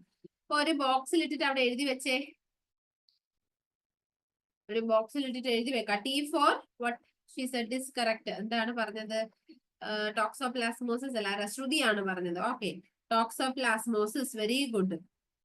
O for others or other infection. ഈ അതർ ഇൻഫെക്ഷനിൽ നമ്മൾ എപ്പോഴും പറയുന്നത് നമ്മുടെ എന്താണ് ഇതൊക്കെ നമ്മുടെ സിഫിലിസ്, വെരിസെല്ല സോസ്റ്റർ, അങ്ങനെയുള്ള other viruses can be in that. പിന്നെ നമ്മുടെ 6 നമുക്കറിയാം ജർമ്മൻ മീസിൽസ് അല്ലെങ്കിൽ നമ്മുടെ rubella virus is there. Cytomegalo virus that is CMV, that is CH, herpes simplex ആണ് ഇതിനകത്ത് വരുന്നത്. ഓക്കെ. അപ്പൊ ഏറ്റവും കൂടുതൽ നമ്മൾ ഈ ടോർച്ച് എന്തുകൊണ്ടാണ്, torch is very important when we studying neonate and അതായത് പീഡിയാട്രിക്സിലായാലും നമ്മുടെ എന്തിനാണ് OBGയിലായാലും ടോർച്ച് ഈസ് വെരി ഇമ്പോർട്ടന്റ്. അപ്പൊ നിങ്ങളൊരു ബോക്സിൽ TORCH, ടോർച്ച് എന്ന് എഴുതി അതിന്റെ എക്സ്പാൻഷൻ എഴുതും. ഒന്നും കൂടി ഞാൻ പറയാം. T ടോക്സോപ്ലാസ്മോസിസ്, അതർ ഇൻഫെക്ഷൻസ് ബ്രാക്കറ്റിൽ ഇപ്പൊ നിങ്ങൾക്ക് എഴുതാം, സിഫിലിസ്, വെരിസെല്ല, അങ്ങനെയൊക്കെ എഴുതിക്കോ. Then R for rubella, ബ്രാക്കറ്റിൽ ജർമ്മൻ മീസിൽസ്, പിന്നെ നമ്മള് TORC അല്ലേ, C for what, CMV cytomegalo virus, H for herpes simplex. എന്നിട്ട് ഇത് എഴുതിയിട്ട് ഇവിടെ ഇങ്ങനെ ഒരു വര വരയ്ക്കും, ഒരു ആരോ വരച്ചിട്ട് ഇനി ഈ പറയുന്ന കാര്യങ്ങളെല്ലാം അവിടെ എഴുതി വെക്കാം. മെയിൻ ആയിട്ടും this will affect the growth of newborn അല്ലെങ്കിൽ ഫീറ്റസിനെയും ന്യൂബോൺ ഗ്രോത്തിനെ അഫക്ട് ചെയ്യുന്ന ഒരു സം സോർട്ട് ഓഫ് എന്താ പറയുന്ന മാരക ഇൻഫെക്ഷൻ എന്നൊക്കെ നമ്മൾ പറയില്ലേ, ആ ടൈപ്പ് ഇൻഫെക്ഷൻസ് ആണ് ഈ ടോർച്ച് ഇൻഫെക്ഷൻസ് എന്ന് പറയുന്നത്. അപ്പം അവിടെ നിങ്ങളൊന്ന് നോട്ട് ഡൗൺ ചെയ്ത് വെച്ചാൽ മതി. മെയിൻ കോസ് ഫോർ വാട്ട്, IUGRന്റെ ഒരു മെയിൻ കോസ് ആണ് ടോർച്ച് ഇൻഫെക്ഷൻ എന്ന് പറയുന്നത്. IUGR എന്താണ്? What do you mean by IUGR? What is expansion of IUGR? വേഗം പറഞ്ഞേ. Intrauterine growth retardation. Very good, intrauterine growth retardation. പിന്നെ വരുന്ന ഒരു കാര്യമാണ് microcephaly. So what is that microcephaly? Small head size അല്ലെ, മൈക്രോസെഫാലി വരുന്നത് കുറച്ചാണ്, ഒരുപാട് വരാം. നമ്മൾ അതിന്റെ മെയിൻ ആയിട്ട് നമ്മൾ പറയുന്നേ ഉള്ളൂ. അതുപോലെ തന്നെ congenital cataract will be there. Congenital cataract, so that is specially because of rubella, German measles. നമ്മൾ പറയും റുബെല്ല, ഓക്കെ, ജർമ്മൻ മീസിൽസ് അല്ലെങ്കിൽ റുബെല്ലയുടെ ഒരു മെയിൻ ഇൻഫെക്ഷൻ പിന്നെ മദറിന് ആന്റിനേറ്റൽ പീരീഡിൽ വന്നിട്ടുണ്ടെങ്കിൽ അതിന്റെ ഒരു അതിനെ അഡ്മിറ്റ് ചെയ്യാൻ പറ്റുന്നില്ലല്ലോ. ഓക്കെ, അപ്പോ ഒരു മെയിൻ കാര്യമാണ് ഈ കഞ്ചനൈറ്റൽ കാറ്ററാക്ട് എന്ന് പറയുന്നത്. ദെൻ പിന്നെ അതുപോലെ തന്നെ ഈ ഹിയറിംഗ് ലോസ് വരാം, അതും റുബെല്ലയിൽ വരാം. അതേപോലെ തന്നെ സൈറ്റോമെഗാലോ വൈറസിന്റെ ഇൻഫെക്ഷൻ കൊണ്ടുവരാം. അതുപോലെ തന്നെ some neurological deficits may happens because of toxoplasmosis. പിന്നെ അപ്പൊ അങ്ങനെയുള്ള കാര്യങ്ങൾ, jaundice, neonatal jaundice, all those things can happen. Cleft lip and palate അപ്പൊ മെയിൻ ആയിട്ട് വരുന്ന ഒരു കാര്യമാണ്. പിന്നെ അതുപോലെ തന്നെ എന്തെങ്കിലും സബ്സ്റ്റൻസ് അബ്യൂസ് മദറിന് ഉണ്ടായിരുന്നെങ്കിൽ, അതുപോലെ തന്നെ റേഡിയേഷൻ എക്സ്പോഷർ ഒക്കെ ഉണ്ടെങ്കിൽ, severe Mal nutrition, iron and folic acid deficiency ഉണ്ടെങ്കിൽ ദാറ്റ് ക്യാൻ ഹാപ്പൻ. ഓക്കെ, അപ്പൊ അത് ജസ്റ്റ് ഒന്ന് ഓർത്ത് വെക്കുക. അത്രയും കാര്യങ്ങൾ മെയിൻ ആയിട്ടൊന്ന് ഓർക്കുക. പിന്നെ അവിടെ നമ്മള് ഈ ക്ലെഫ്റ്റ് പാലറ്റില് നമ്മൾ എപ്പോഴും എന്താണ് പറയുന്ന ഒരു കാര്യമാണ്, ക്ലെഫ്റ്റ് പാലറ്റിന്റെ ഒരു മെയിൻ ആയിട്ട് വരുന്ന ഒരു എന്താ പറയുന്നത് ഡിഫിക്കൽട്ടി എപ്പോഴും പറയുന്നതാണ്. ലിപ്പിലും പാലറ്റിലും പറയും. So here we are discussing cleft palate. ഇപ്പൊ difficulty because of cleft palate. അപ്പൊ ക്ലെഫ്റ്റ് പാലറ്റിലെ ഒരു മെയിൻ പ്രോബ്ലം എന്ന് പറഞ്ഞു കഴിഞ്ഞാൽ that is otitis media. So the child is high risk of getting otitis media, ഭയങ്കര prone to infection ആയിരിക്കും. അതുപോലെ തന്നെ ഈ malabsorption of teeth, അതുപോലെ തന്നെ കുഞ്ഞിന് ഈ റെക്കറന്റ് ആയിട്ട് ഒട്ടൈറ്റിസ് മീഡിയ വന്നിട്ട് ഹിയറിംഗ് ലോസും വരാം. അതാണ് അവിടെ മെയിൻ ആയിട്ട് വരുന്ന ഒരു പ്രോബ്ലം എന്ന് നമ്മൾ പറയുന്നത്. ഓക്കെ, അപ്പൊ അത് ജസ്റ്റ് ഒന്ന് ഓർത്ത് വെക്കുക. പിന്നെ ഇവിടെ നമ്മൾ കോമൺ ആയിട്ട് പറയുന്ന ഒരു ടേം ആണ്, that is what, ESSR technique of feeding. കേട്ടിട്ടുണ്ടോ? നമ്മള് ക്ലെഫ്റ്റ് ലിപ്പ്, ക്ലെഫ്റ്റ് പാലറ്റില് നമ്മള് പറയുന്നതാണ് ESSR technique of feeding. Anybody ആരെങ്കിലും ഫെമിലിയർ ആയിട്ടുണ്ടോ, കേട്ടിട്ടുണ്ടോ ESSR technique of feeding?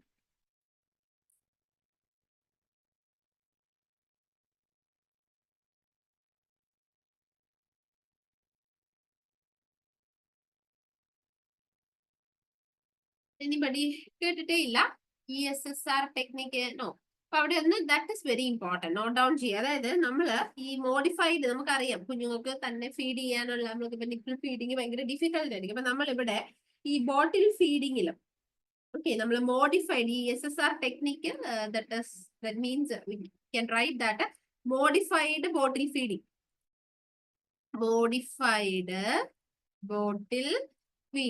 Okay, modified bottle feeding. ഈ മോഡിഫൈഡ് ബോട്ടിൽ ഫീഡിങ്ങിൽ നമ്മൾ ചെയ്യുന്ന ഒന്നാമത്തെ കാര്യം that is enlarged nipple. Okay, enlarged nipple. പിന്നെ നമ്മൾ S for stimulate sucking. then swallow, rest. Swallow, rest. ഇതാണ് ഈ SSR ടെക്നിക്ക് എന്ന് പറയുന്നത്. അത്രയും ജസ്റ്റ് ഒന്ന് ഓർത്ത് വെച്ചാൽ മതി.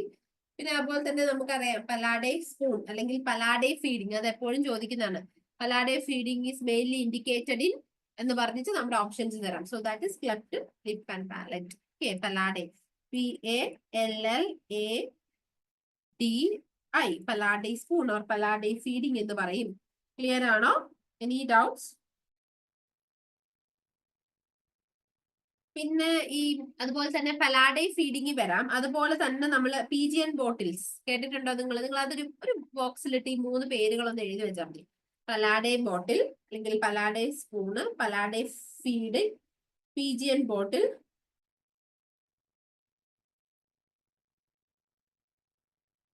മെഡിൽ ബർമാൻ ഫീഡേഴ്സ് കേട്ടിട്ടുണ്ടോ?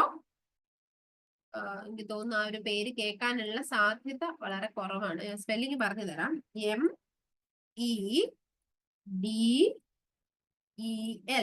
മെഡൽ,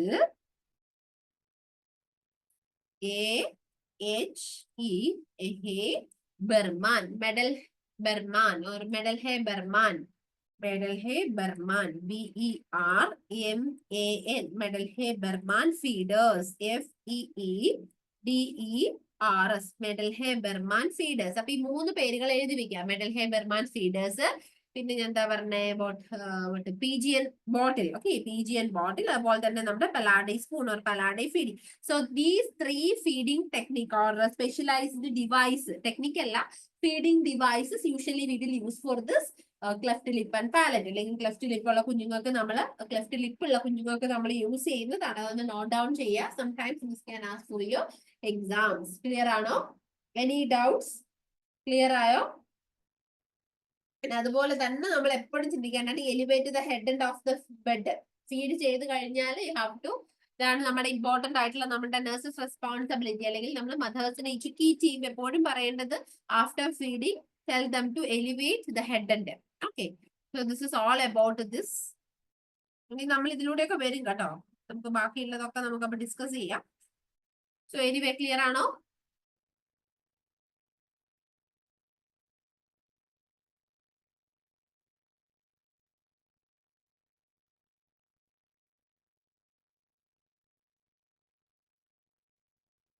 Then ഇവിടെ 1-2 important points that we can just discuss. നമുക്കറിയാം, ഞാൻ പറഞ്ഞു ക്ലെഫ്റ്റ് ലിപ്പ് ആൻഡ് പാലറ്റ് നമുക്കറിയാം ഒരു ക്രേനിയോഫേഷ്യൽ അബ്നോർമാലിറ്റി ആണ്. നമ്മൾ നേരത്തെ സിമ്പിൾ ആയിട്ട് പറഞ്ഞത് തന്നെയാണ് ഇവിടെ കൊടുത്തിരിക്കുന്നത്. Failure of normal fusion of the palate. Normally palate fusion ആവുന്നത് ഫെയിലിയർ ആവും. മിഡിൽ, അതിന്റെ നടുക്ക് ഒരു ഫിഷർ വരും. അതിനാണ് ക്ലെഫ്റ്റ് പാലറ്റ് എന്ന് പറയുന്നത്. ഇപ്പൊ നമ്മൾ പറഞ്ഞു മെറ്റേണൽ റിസ്ക് ഫാക്ടേഴ്സ് ഒക്കെ നമ്മൾ പറഞ്ഞു. So malformations, smoking, diabetes, gestational diabetes, അതുപോലെ തന്നെ ഇതുപോലെ മെയിൻ ആയിട്ട് വരുന്ന teratogen drugs, especially valproic acid, phenytoin, anti epileptic, retinoic acid, അപ്പം തലൈഡോമൈഡ്, ഇതുപോലെയുള്ള ഡ്രഗ്സ്. ഇപ്പൊ നമ്മളിപ്പോ ഫോർ എക്സാമ്പിൾ നമ്മൾ റെറ്റിനോയിക് ആസിഡ് അല്ലെങ്കിൽ റെറ്റിനോൾ നമ്മൾ സ്കിൻ ഡിസീസസിനൊക്കെ എടുക്കുന്ന ഒരു ഡ്രഗ് ആണ്. അപ്പൊ usually doctor will educate those who are taking. അപ്പൊ നമ്മൾ ഡ്രഗ് എടുത്ത് അതിൽ മെയിൻ ആയിട്ട് വരുന്ന ഒന്ന് ടെറാട്ടോജെനിസിറ്റി, പിന്നെ വരുന്നത് നമ്മുടെ ലിവർ റീനൽ, അതായത് ലിപ്പിഡ് ഹൈപ്പർ കൊളസ്ട്രീമിയ പോലെയുള്ള കാര്യങ്ങൾ അതിന്റെ ഒരു സൈഡ് എഫക്ട്സ് ആയിട്ട് വരാം. If you are taking that or if you are plan to take, നമ്മൾ ആ ഒരു മെഡിസിൻ എടുക്കുന്ന നമ്മൾ പ്രഗ്നൻസി കാര്യങ്ങൾ നമ്മൾ ഒഴിവാക്കാൻ പറയും. അതുപോലെ തന്നെ നമ്മൾ ആ മെഡിസിൻ എടുത്ത് 6 to, അതായത് ട്രീറ്റ്മെന്റ് കോഴ്സ് കഴിഞ്ഞ് 6 to 1 year we have to wait and refrain from pregnancy എന്നാണ് പറയുന്നത്. വെയിറ്റ് ചെയ്തിട്ടാണ്, കാരണം അത്രയും റിസ്ക് കൂടുതലാണ് കൺജനൈറ്റൽ അബ്നോർമാലിറ്റിക്ക്. അപ്പൊ അങ്ങനെയാണ് പറയുന്നത്. അപ്പൊ എപ്പോഴും നമ്മൾ അങ്ങനെ മെഡിസിൻസ് എടുക്കുന്നവർക്ക് we have to educate them. Okay, പിന്നെ അതുപോലെ തന്നെ നമുക്ക് നേരത്തെ ഡയഗ്നോസിസ് ചെയ്യാം. അനോമാലി ഒക്കെ ചെയ്യുമ്പോൾ prenatal diagnosis we can do that. And there is one rule, that is rule of 10.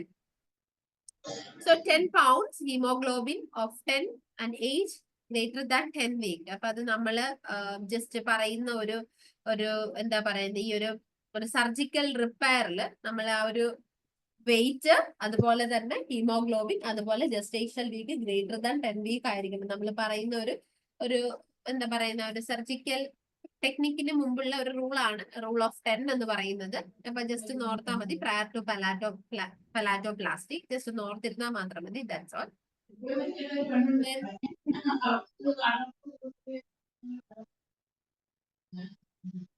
So the next question is, every subordinate must receive orders and instructions and be accountable to only one superior. So this principle of management is called the unity of command, unity of direction, scalar chain of command and centralization. പറഞ്ഞോ.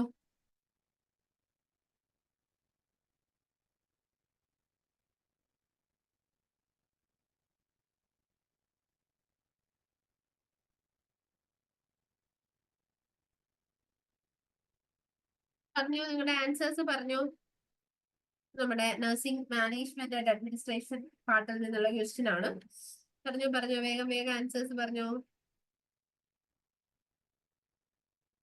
Okay, A A A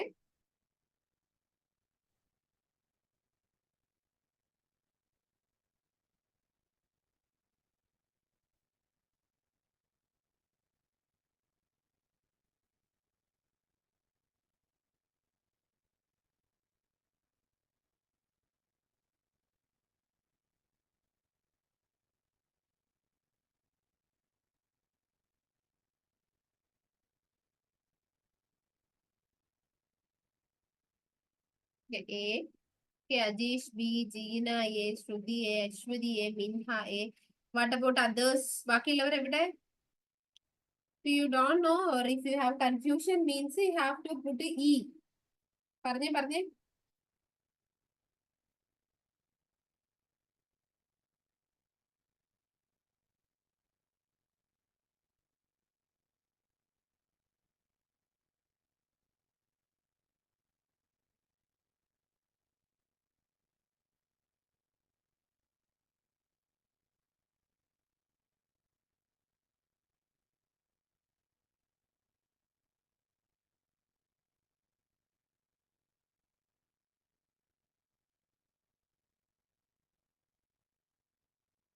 നോക്കാം, സിയും എയും ഒക്കെ confusing ആയിട്ട് വരുന്നുണ്ട്. So the answer is A, that is unity of command. So എന്താണ്, what is ഇതെന്താണ് ഇത്? This is the management അല്ലേ? Principles of management. So you have to write down principles. അപ്പോൾ ക്വസ്റ്റ്യൻ വരുന്ന ഒരു ഏരിയ ആണ് principles of management. So who coined these principles? ഈ principles coin ചെയ്ത ആരാ? ഇനി ഐഡിയ ആരാണ്? അദ്ദേഹത്തിന്റെ പേരോ ആടോ എന്തെങ്കിലും ഓർമ്മയുണ്ടോ?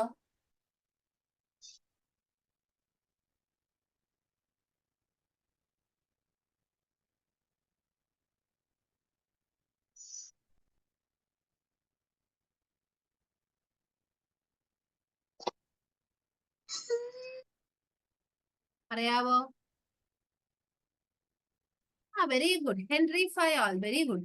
ബ്രാക്കറ്റിൽ എഴുതാം Henri Fayol. So who is known as the father of modern management theory അല്ലെ? മോഡേൺ മാനേജ്മെന്റ് തിയറിയാണ്. അപ്പൊ അദ്ദേഹമാണ് എന്ത്, ഈ മാനേജ്മെന്റില് പുതിയതായിട്ടുള്ള കുറച്ച് തിയറീസും ജനറൽ തിയറീസും കുറെ കാര്യങ്ങളൊക്കെ എന്നാ പറയുന്നത് അപ്ലൈ ചെയ്തു. അതായത് മാക്സിമൈസ് ചെയ്യുക, അല്ലെങ്കിൽ ഒരു സ്ഥാപനം അല്ലെങ്കിൽ ഒരു മാനേജ്മെന്റില് മാക്സിമം മാനേജറിയൽ എഫിഷ്യൻസി, അതായത് മിനിമം റിസോഴ്സ് വെച്ച് മാക്സിമം നമുക്ക് എങ്ങനെ നമ്മുടെ നല്ല രീതിയിൽ വർക്ക് ചെയ്യാം, മാനേജ്മെന്റ് എഫിഷ്യൻസി കൂട്ടാം, എങ്ങനെ ഓർഗനൈസ് ചെയ്യാം, എങ്ങനെ റെഗുലേറ്റ് ചെയ്യാം, എങ്ങനെ ആക്ടിവിറ്റീസ് കോർഡിനേറ്റ്, ഇങ്ങനെയുള്ള അതിനുവേണ്ടി കുറെ പുതിയ ടെക്നിക്കുകളൊക്കെ പറഞ്ഞ ഒരു വ്യക്തിയായിരുന്നു ഹെൻറി ഫയോൾ എന്ന് പറയുന്നത്. ഓക്കെ, അപ്പൊ അദ്ദേഹത്തിന്റെ 14 പ്രിൻസിപ്പിൾസ് ആർ വെരി ഫേമസ്. ഈ 14 പ്രിൻസിപ്പിൾ ഭയങ്കര എന്താ പറയുന്നത് ഇമ്പോർട്ടന്റ് ആയിട്ട് വരുന്നതാണ് ഈ 14 പ്രിൻസിപ്പിൾ എന്ന് പറയുന്നത്. അപ്പൊ അവിടെ അത് ജസ്റ്റ് നിങ്ങളൊന്ന് നോട്ട് ഡൗൺ ചെയ്ത് വെക്കുക. സോ ഒന്നാമത്തെ പ്രിൻസിപ്പിൾ ആണ് that is division of work. എഴുതിക്കോ, എഴുതുന്നുണ്ടോ? ബോക്സ് ഇട്ടിട്ട് ഇങ്ങനെ എഴുതി വെച്ചാൽ മതി. 1, 1, 2, 3 എന്ന് പറഞ്ഞേ ഇങ്ങനെ ഇൻഡിക്കേറ്റേഴ്സ് യൂസ് ചെയ്യരുത്. So when you are writing principles rules അങ്ങനെയൊക്കെ എഴുതുമ്പോൾ 1, 2, 3 ഇടാൻ വേണ്ടി ശ്രദ്ധിക്കുക. അപ്പൊ നമുക്ക് പെട്ടെന്ന് ഒറ്റ നോട്ടത്തിൽ എത്ര എണ്ണം ഉണ്ടെന്നൊക്കെ വേഗം മനസ്സിലാകാൻ എളുപ്പമായിരിക്കും. സോ ഒന്നാമത്തത് ഡിവിഷൻ ഓഫ് വർക്ക്. എന്താണ് സിംപ്ലി പറഞ്ഞു കഴിഞ്ഞാല് ഡിവിഷൻ ഓഫ് വർക്കിന്റെ ബ്രാക്കറ്റില് ഓക്കെ ഡിവിഷൻ ഓഫ് ഇല്ല അല്ലെ? ഓക്കെ, ഡിവിഷൻ ഓഫ് വർക്ക് എന്റെ ബ്രാക്കറ്റിൽ എഴുതുക സ്പെഷ്യലൈസേഷൻ, ഒറ്റ വാക്കില്ല. അതായത് ഡോക്ടേഴ്സ് ഒരു ഹോസ്പിറ്റലാകുമ്പോൾ ഇപ്പൊ ഡോക്ടർ തന്നെ ഒരു ഹോസ്പിറ്റലില് ഡോക്ടർ തന്നെ പേഷ്യന്റിനെ കാണുന്നു, അസസ് ചെയ്യുന്നു, മെഡിസിൻ എഴുതുന്നു, നഴ്സിന്റെ ഒക്കെ അതായത് ഒരു നഴ്സ് ചെയ്യേണ്ട ഡ്യൂട്ടീസും കൂടി ചെയ്യുന്നു, അല്ലെങ്കിൽ ഇപ്പൊ ഒരു ഫിസിയോതെറാപ്പിസ്റ്റ് ചെയ്യേണ്ടത് ചെയ്യുന്നു, ഒരു ലാബ് ടെക്നീഷ്യൻ ഒരു ഫ്ലെബോട്ടമിസ്റ്റ് ചെയ്യേണ്ടത് ചെയ്യുന്നു, അങ്ങനെ എല്ലാം കൂടി ഒരു ഡോക്ടേഴ്സ് ചെയ്താൽ ഹൗ ടു വിൽ ബി പറ്റുമോ? ഇപ്പൊ നമ്മളൊരു ഒരു നേഴ്സ് നമ്മളിപ്പം നേഴ്സിന്റെ റെസ്പോൺസിബിലിറ്റീസ് നമ്മൾ ചെയ്യുന്നു, അതുപോലെ തന്നെ വേറെ അതർ ഡിസിപ്ലിൻ ഉള്ളവരുടെ റെസ്പോൺസിബിലിറ്റീസും കൂടി നമുക്ക് ചെയ്യാൻ പറ്റൂല. സോ ദർ ഷുഡ് ബി അപ്പൊ നമുക്കൊരു വർക്ക് എഫിഷ്യൻസി ഇല്ലല്ലേ, നമുക്ക് ഫുള്ളി അത് എഫക്റ്റീവ് ആയിട്ട് വർക്ക് ചെയ്യാൻ പറ്റില്ല. So there should be specialisation അല്ലേ, ഡിഫറെന്റ് ഡിസിപ്ലിൻസ് ഡിഫറെന്റ് സ്പെഷ്യലൈസേഷൻ വേണം. എല്ലാവർക്കും അവരവരുടെ വർക്ക് നമ്മൾ ഡെലിഗേറ്റ് ചെയ്ത് കൊടുക്കണം. Simply that is the one first principle, that is division of work. നമുക്കൊരു വർക്ക് കിട്ടി കഴിഞ്ഞാൽ എന്താണ്, അഡ്മിനിസ്ട്രേറ്റീവ് സ്റ്റാഫ് ഉണ്ട്, നഴ്സ് ഉണ്ട്, ഡോക്ടർ ഉണ്ട്, ഫിസിയോതെറാപ്പിസ്റ്റ്. അപ്പൊ നമ്മൾ ആയിരിക്കുന്ന ഗ്രൂപ്പിൽ നമ്മൾ we have to divide that work. ഇനി രണ്ടാമത് വരുന്നതാണ് authority and responsibility. That is very important. Authority and responsibility. So authority എന്ന് പറഞ്ഞാൽ അതിന്റെ ബ്രാക്കറ്റിൽ എഴുതുക right to give orders. Authority is the thing അല്ലെങ്കിൽ the person or the system have the right to give orders. നമുക്ക് orders തരിക അല്ലെങ്കിൽ നമുക്ക് ആ ഒരു ഇൻസ്ട്രക്ഷൻസ് തരുന്ന ഓർഡേഴ്സ് തരുന്ന ആ ഒരു അതോറിറ്റിയാണ്, അല്ലെങ്കിൽ ആ പവർ ഉള്ള ആളെയാണ്, അല്ലെങ്കിൽ അവരെ ഒരു സിസ്റ്റത്തെയാണ് നമ്മൾ അതോറിറ്റി എന്ന് പറയുന്നത്. Right to give orders, that is our authority. Responsibility, that is accountability. We are accountable. Okay, ഇപ്പം ഫോർ എക്സാമ്പിൾ ഒരു മാനേജറിന് പവർ ആണ്, അല്ലെങ്കിൽ the manager has the power to assign task അല്ലെ, നിങ്ങൾ ഇതൊക്കെ നിങ്ങൾ ചെയ്യണം.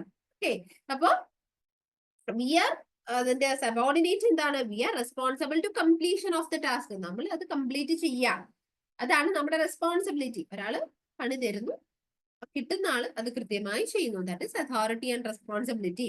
ഓക്കെ, നമ്മുടെ ടീം ഒരു നഴ്സിംഗ് സൂപ്രണ്ട് നമ്മളോട് അല്ല നമ്മുടെ വാർഡ് ഇൻചാർജ് പറയുകയാണ്, you have to take care of this patient. Okay, you have to give all this care to this particular patient എന്ന് പറയുകയാണ്. So that is the authority. And responsibility എന്ന് പറഞ്ഞാൽ എന്താണ്, so we have to take care of the all the things അല്ലെ. നമ്മുടെ shift കഴിയുന്നതിന് മുമ്പ് നമ്മൾ മെഡിസിൻ കൊടുക്കാനുണ്ടെങ്കിൽ കൊടുത്ത്, അല്ലെങ്കിൽ ഒക്കെ എന്തൊക്കെയാണ് ആ പേഷ്യന്റിന് നീഡഡ് ആയിട്ടുള്ള കോംപ്രിഹെൻസീവ് കെയർ നമ്മൾ അസൈൻ ചെയ്ത് എന്തൊക്കെയോ അതൊക്കെ നമ്മൾ കൃത്യമായിട്ട് ചെയ്തിട്ട് ഇറങ്ങാനുള്ള നമ്മൾ അക്കൗണ്ടബിൾ ആണല്ലേ, നമ്മൾ ഇറങ്ങണം. അതാണ് നമ്മുടെ റെസ്പോൺസിബിലിറ്റി എന്ന് പറയുന്നത്. So that is authority and responsibility. Clear? Then next one, that is discipline.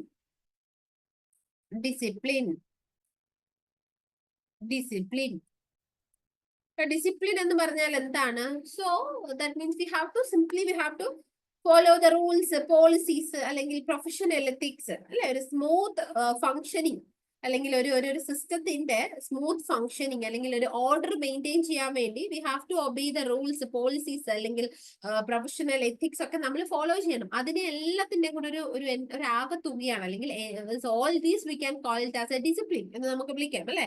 ഇപ്പൊ ഒരു വാർഡില് ഇപ്പൊ നമ്മളിപ്പോ ഒരു ഡ്യൂട്ടി ചെയ്യാണ്, ഡ്യൂട്ടി ചെയ്യുമ്പോൾ നമ്മളിപ്പോ ഒരു നേഴ്സാണ്, നമ്മൾ നേഴ്സായിട്ട് നഴ്സിംഗ് ഓഫീസറായിട്ട് വർക്ക് ചെയ്യാണ്. നമുക്ക് തോന്നുന്ന സമയത്ത് നമുക്കൊരു വാർഡിൽ ചെല്ലാൻ പറ്റില്ല അല്ലെ. നമുക്കിപ്പോ ഒരു മോർണിംഗ് ഷിഫ്റ്റ് എന്ന് പറഞ്ഞിട്ട് 11 മണിക്ക് കയറിയിട്ട് ഒരു മണിക്ക് നമ്മുടെ ഷിഫ്റ്റ് ഒന്ന് ഇറങ്ങാൻ പറ്റുമോ? How it will B?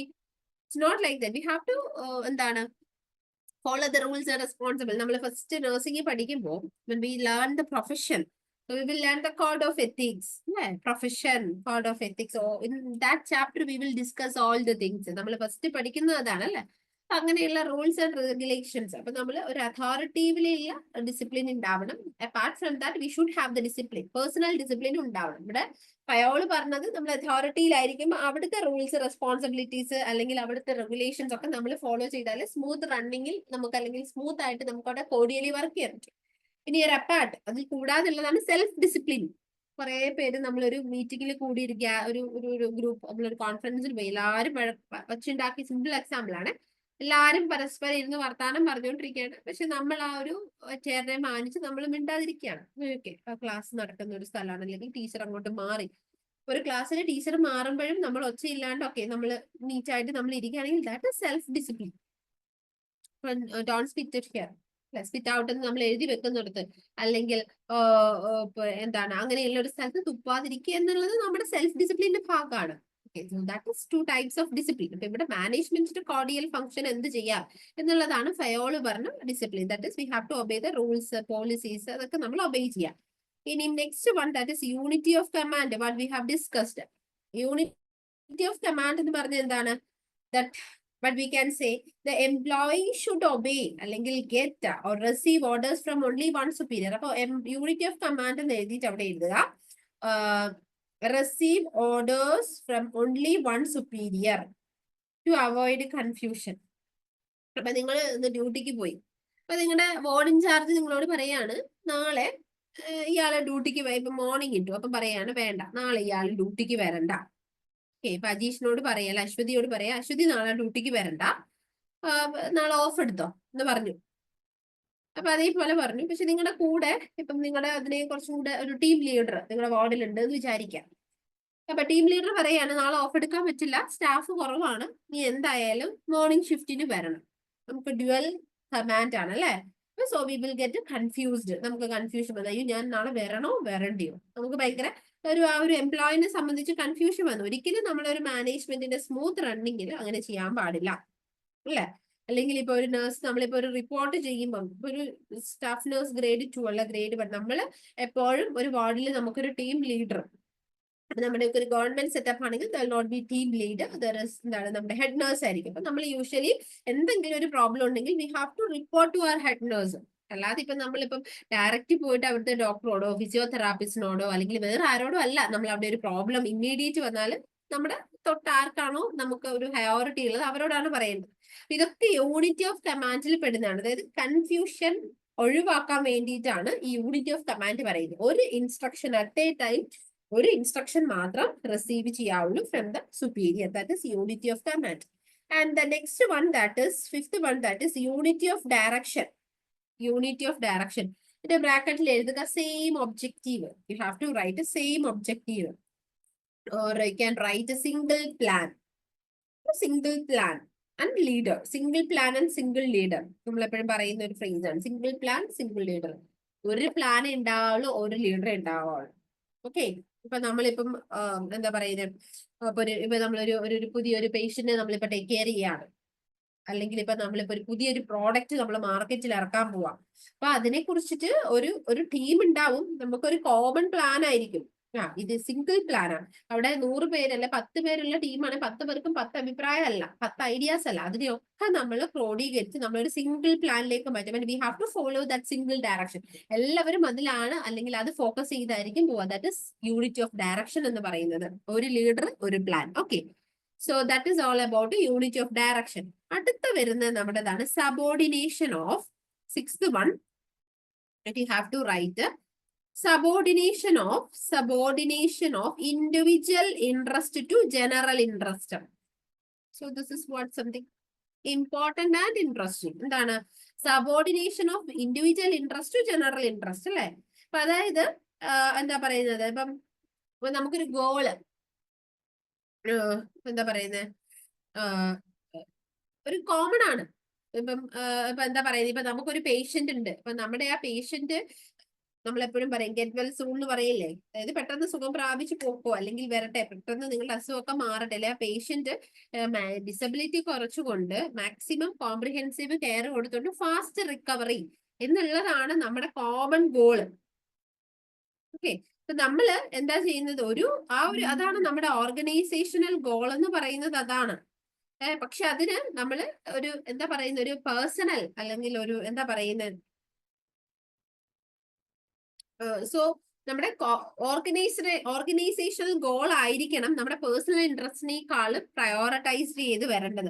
ഇപ്പം നമുക്കിപ്പോ ഒരു ഹോസ്പിറ്റൽ ആണെങ്കിൽ അല്ലെങ്കിൽ ഇപ്പൊ ഒരു കമ്പനി ആണെങ്കിൽ അവിടെ നമ്മുടെ ഗോൾ അച്ചീവ് ചെയ്യാൻ വേണ്ടി അല്ലെങ്കിൽ ആ ഗോൾ ഒബ്റ്റെയിൻ ചെയ്യാൻ വേണ്ടി നമുക്ക് എല്ലാവർക്കും ഒരു ഇൻട്രസ്റ്റ് ആയിരിക്കണം. ഇപ്പൊ ഒരു പേഴ്സണൽ ഇൻട്രസ്റ്റിനെ പ്രതി അല്ലെങ്കിൽ ഇപ്പൊ എനിക്ക് ഈ ഒരു പേഷ്യന്റിന്റെ കാര്യത്തിൽ എനിക്കൊരു സ്പെഷ്യൽ ഇൻട്രസ്റ്റ് ഉണ്ട്, അതുകൊണ്ട് I have to do like this. അങ്ങനെയല്ല, എല്ലാവർക്കും അതായത് ഒരു പേഴ്സണൽ ഇൻട്രസ്റ്റ് ആയിരിക്കരുത്. എല്ലാവരും റിലേ ചെയ്യേണ്ടത് ആ ഒരു ഓർഗനൈസേഷന്റെ ഗോളിലായിരിക്കണം. എല്ലാ പേഷ്യന്റും ഒരുപോലെ ഈ പേഷ്യന്റ് ഈ സമയത്ത് റിക്കവർ ചെയ്ത് നമുക്ക് ഡിസ്ചാർജ് ചെയ്ത് വിടാൻ വേണ്ടി പറ്റണം. അല്ലെങ്കിൽ നമ്മളൊരു പ്ലാൻ ഇടണം. അല്ലാതെ ഒരു ഇൻഡിവിജ്വൽ ഇൻട്രസ്റ്റിന് ഈ പേഷ്യന്റിനെ കുറച്ച് നേരത്തെ അല്ലെ അവർക്ക് നമുക്ക് കുറച്ച് അധികം കെയർ കൊടുക്കാം, അല്ലെങ്കിൽ ഒരു പേഴ്സണൽ ഇൻട്രസ്റ്റിന് വെച്ചത് വേരി ചെയ്യില്ല.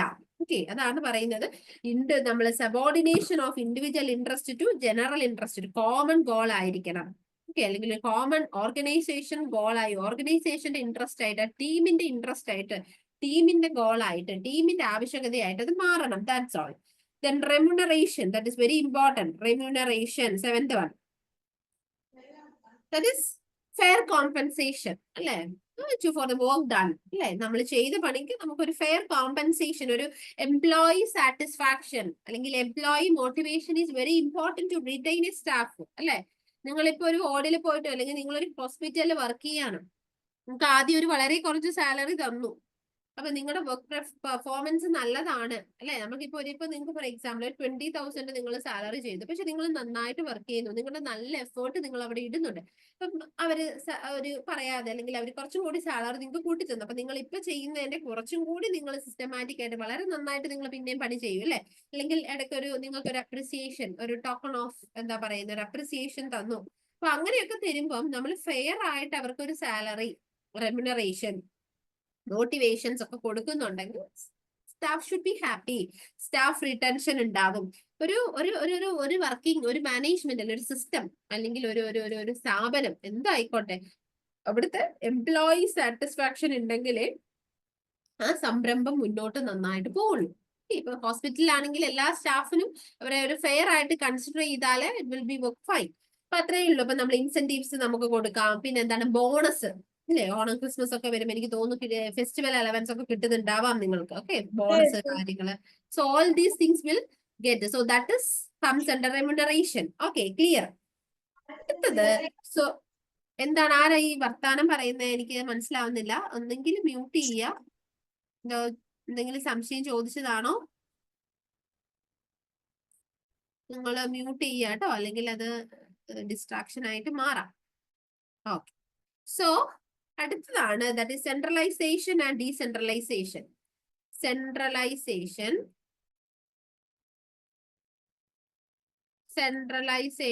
And decentralization. Centralization and decentralisation.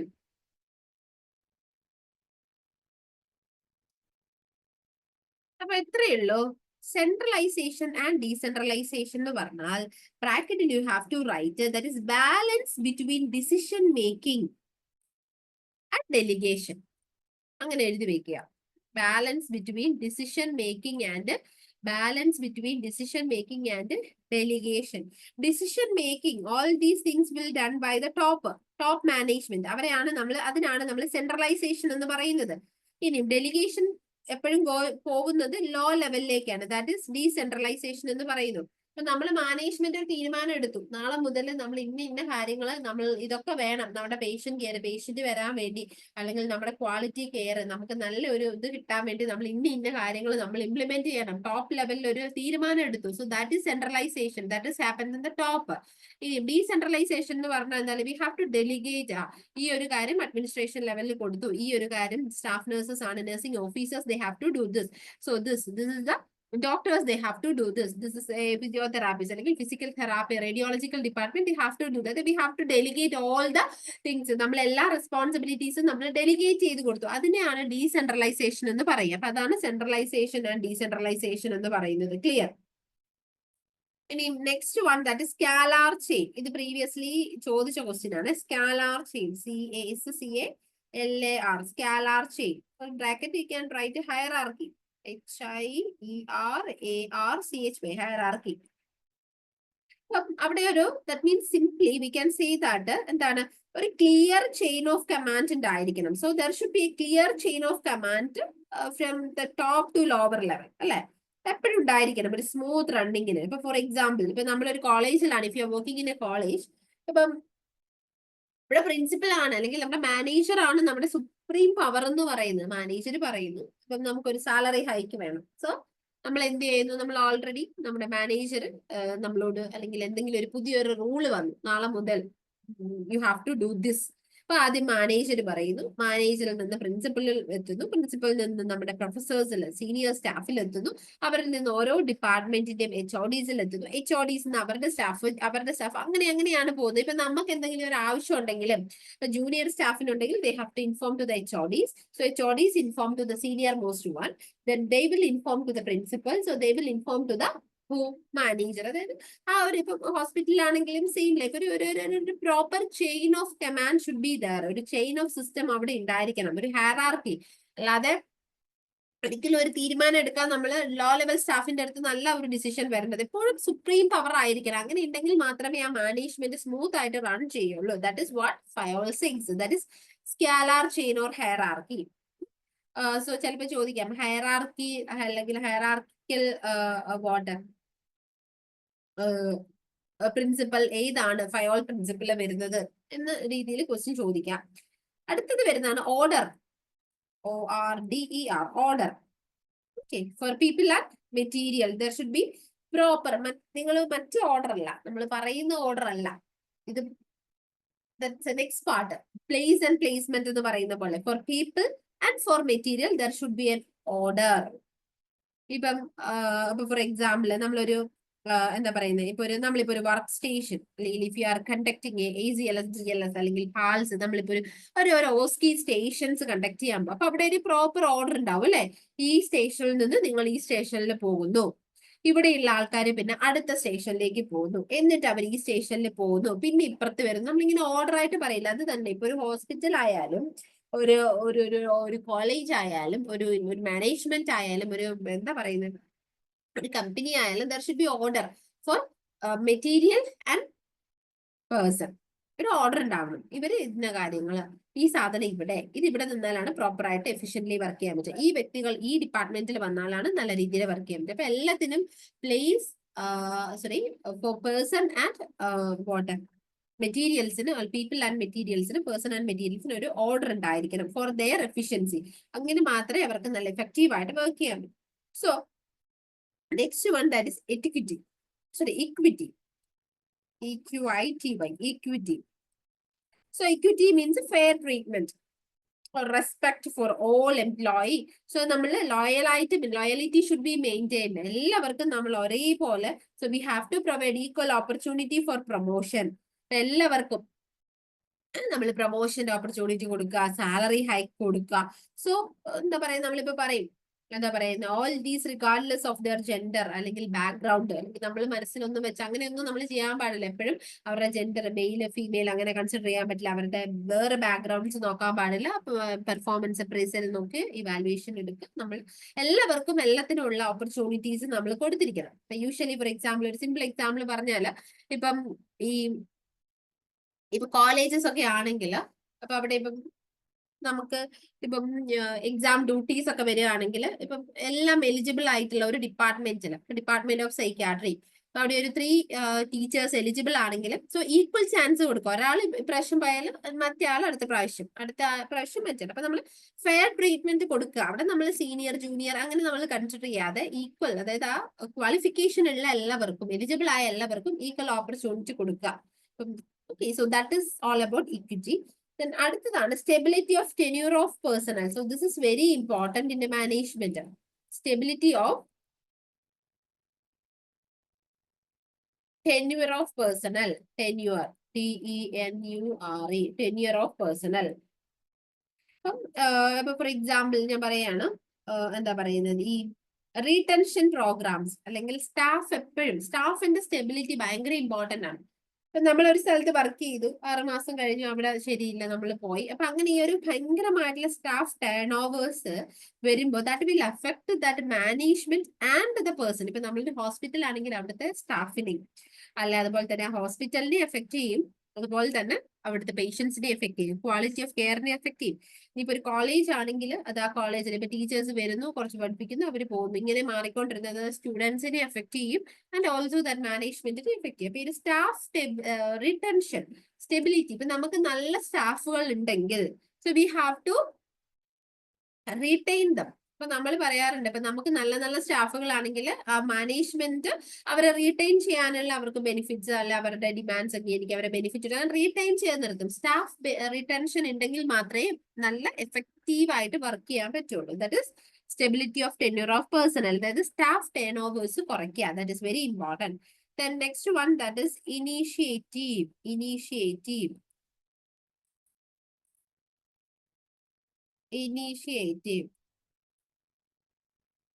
Initiative, that means so we have to encourage the employees for their ideas.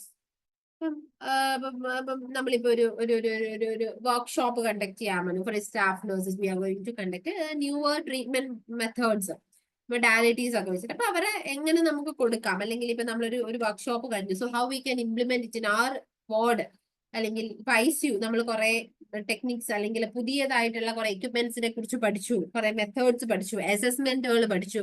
So how we can apply it in how we can apply it in our setup, clinical സെനാരിയോയിൽ നമുക്ക് എങ്ങനെ ചെയ്യാം. അപ്പൊ പല ideas ഉണ്ടാവും അല്ലെ. Newly ബ്രെയിൻസിനൊക്കെ നമ്മൾ brain storming ചെയ്യും, നമ്മൾ പലരോടും ചോദിച്ച് പല പല അഭിപ്രായങ്ങൾ.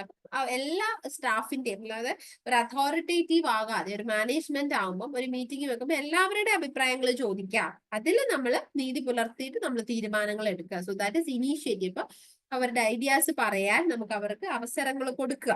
ഓക്കെ, അടുത്തത് ഇതും പ്രീവിയസ്ലി ചോദിച്ചിട്ടുള്ളതാണ് esprit de corps. Esprit de corps, ESPRIT, esprit de corps. De corps CORPS ബ്രാക്കറ്റിൽ ടീം സ്പിരിറ്റ്. അതായത് ടീം സ്പിരിറ്റ് പ്രൊമോട്ട് ചെയ്യുക, യൂണിറ്റി, ഒരു എന്താ പറയുന്നത്, ഒരു ഓർഗനൈസേഷന്റെ വർക്ക് എഫക്റ്റീവ് ആയിട്ട് നടക്കണം, അല്ലെങ്കിൽ ഒരു ഓർഗനൈസേഷന്റെ മൊറാലെ എൻഹാൻസ് ചെയ്യണമെങ്കിൽ there should B team spirit. എനിക്ക് വേണ്ടി അല്ലെ, നമ്മൾ ക്ലാസ്സിലൊക്കെ പണ്ട് പഠിക്കുന്ന സമയത്ത് നമ്മളെ blue group, green group, red group നമുക്ക് കിട്ടണം, നമ്മൾ ആ ഒരു ടീം സ്പിരിറ്റ് ഇല്ല. അപ്പൊ നമ്മൾ എപ്പോഴും ഒരു വാർഡിൽ, ഇപ്പം മെഡിക്കൽ വാർഡിൽ വർക്ക് ചെയ്യുന്നവരാണ്, അവിടെ ഉള്ളവർക്ക് ഒരു ടീം സ്പിരിറ്റ് ഉണ്ടാവണം. സോ ഞങ്ങൾ ഏറ്റവും കൂടുതൽ ഇൻഫെക്ഷൻസ് റേറ്റ് നമ്മളുടെ കുറവായിരിക്കണം, അല്ലെങ്കിൽ നമ്മൾ നല്ല കെയർ കൊടുക്കുക, പേഷ്യന്റ് റിക്കവറി റേറ്റ്, നമ്മൾ കെയർ ചെയ്യുന്ന patient bed sores ICU patients ആണ്. ഒരൊറ്റ ICU പേഷ്യന്റിൽ നമ്മുടെ കെയർ പീരീഡിൽ ആർക്കും പ്രഷർ ഇഞ്ചറി വരരുത്, പ്രഷർ അൾസേഴ്സ് വരാൻ പാടില്ല. സോ ഇങ്ങനെയുള്ള അവരുടെ ആ ഒരു കെയർ ഓഫ് കോണ്ടിനത്തിൽ ദർ ഷുഡ് ബി ഒരു ടീം സ്പിരിറ്റ് ഉണ്ടാവണം, എന്നാൽ മാത്രമേ എഫക്റ്റീവ്ലി വർക്ക് ചെയ്യും. So all these are the 14 principles given by Fayol. So this is very very important. ഒന്നും കൂടി ഞാൻ ജസ്റ്റ് പറയാം, ജസ്റ്റ് നോക്കുക. ഡിവിഷൻ ഓഫ് വർക്ക്, പിന്നെന്താണ് നമ്മൾ സെക്കൻഡ് പറഞ്ഞത്, that is authority and responsibility, then there is discipline, then what, unity of direction, unity of command, then subordination of individual interest to group or general interest, then remuneration, then centralization and decentralization is there, then scalar chain or hierarchy, then what, order, then equity, then stability of tenure of personnel, then so initiative, and finally a spirit, the corps or team spirit. Clear ആണോ?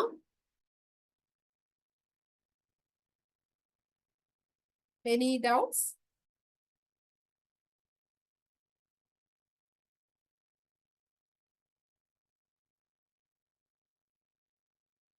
So anyway, ഇന്ന് discuss ചെയ്തതിൽ എന്തെങ്കിലും doubts ഉണ്ടോ? പറയുന്നത് മനസ്സിലാവുന്നുണ്ടോ? Follow ചെയ്യാൻ പറ്റുന്നുണ്ടോ? Confusion ആയി പോകുന്നുണ്ടോ?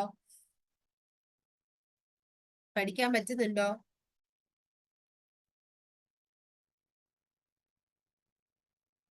ഒന്ന് റെസ്പോണ്ട് ചെയ്തേ.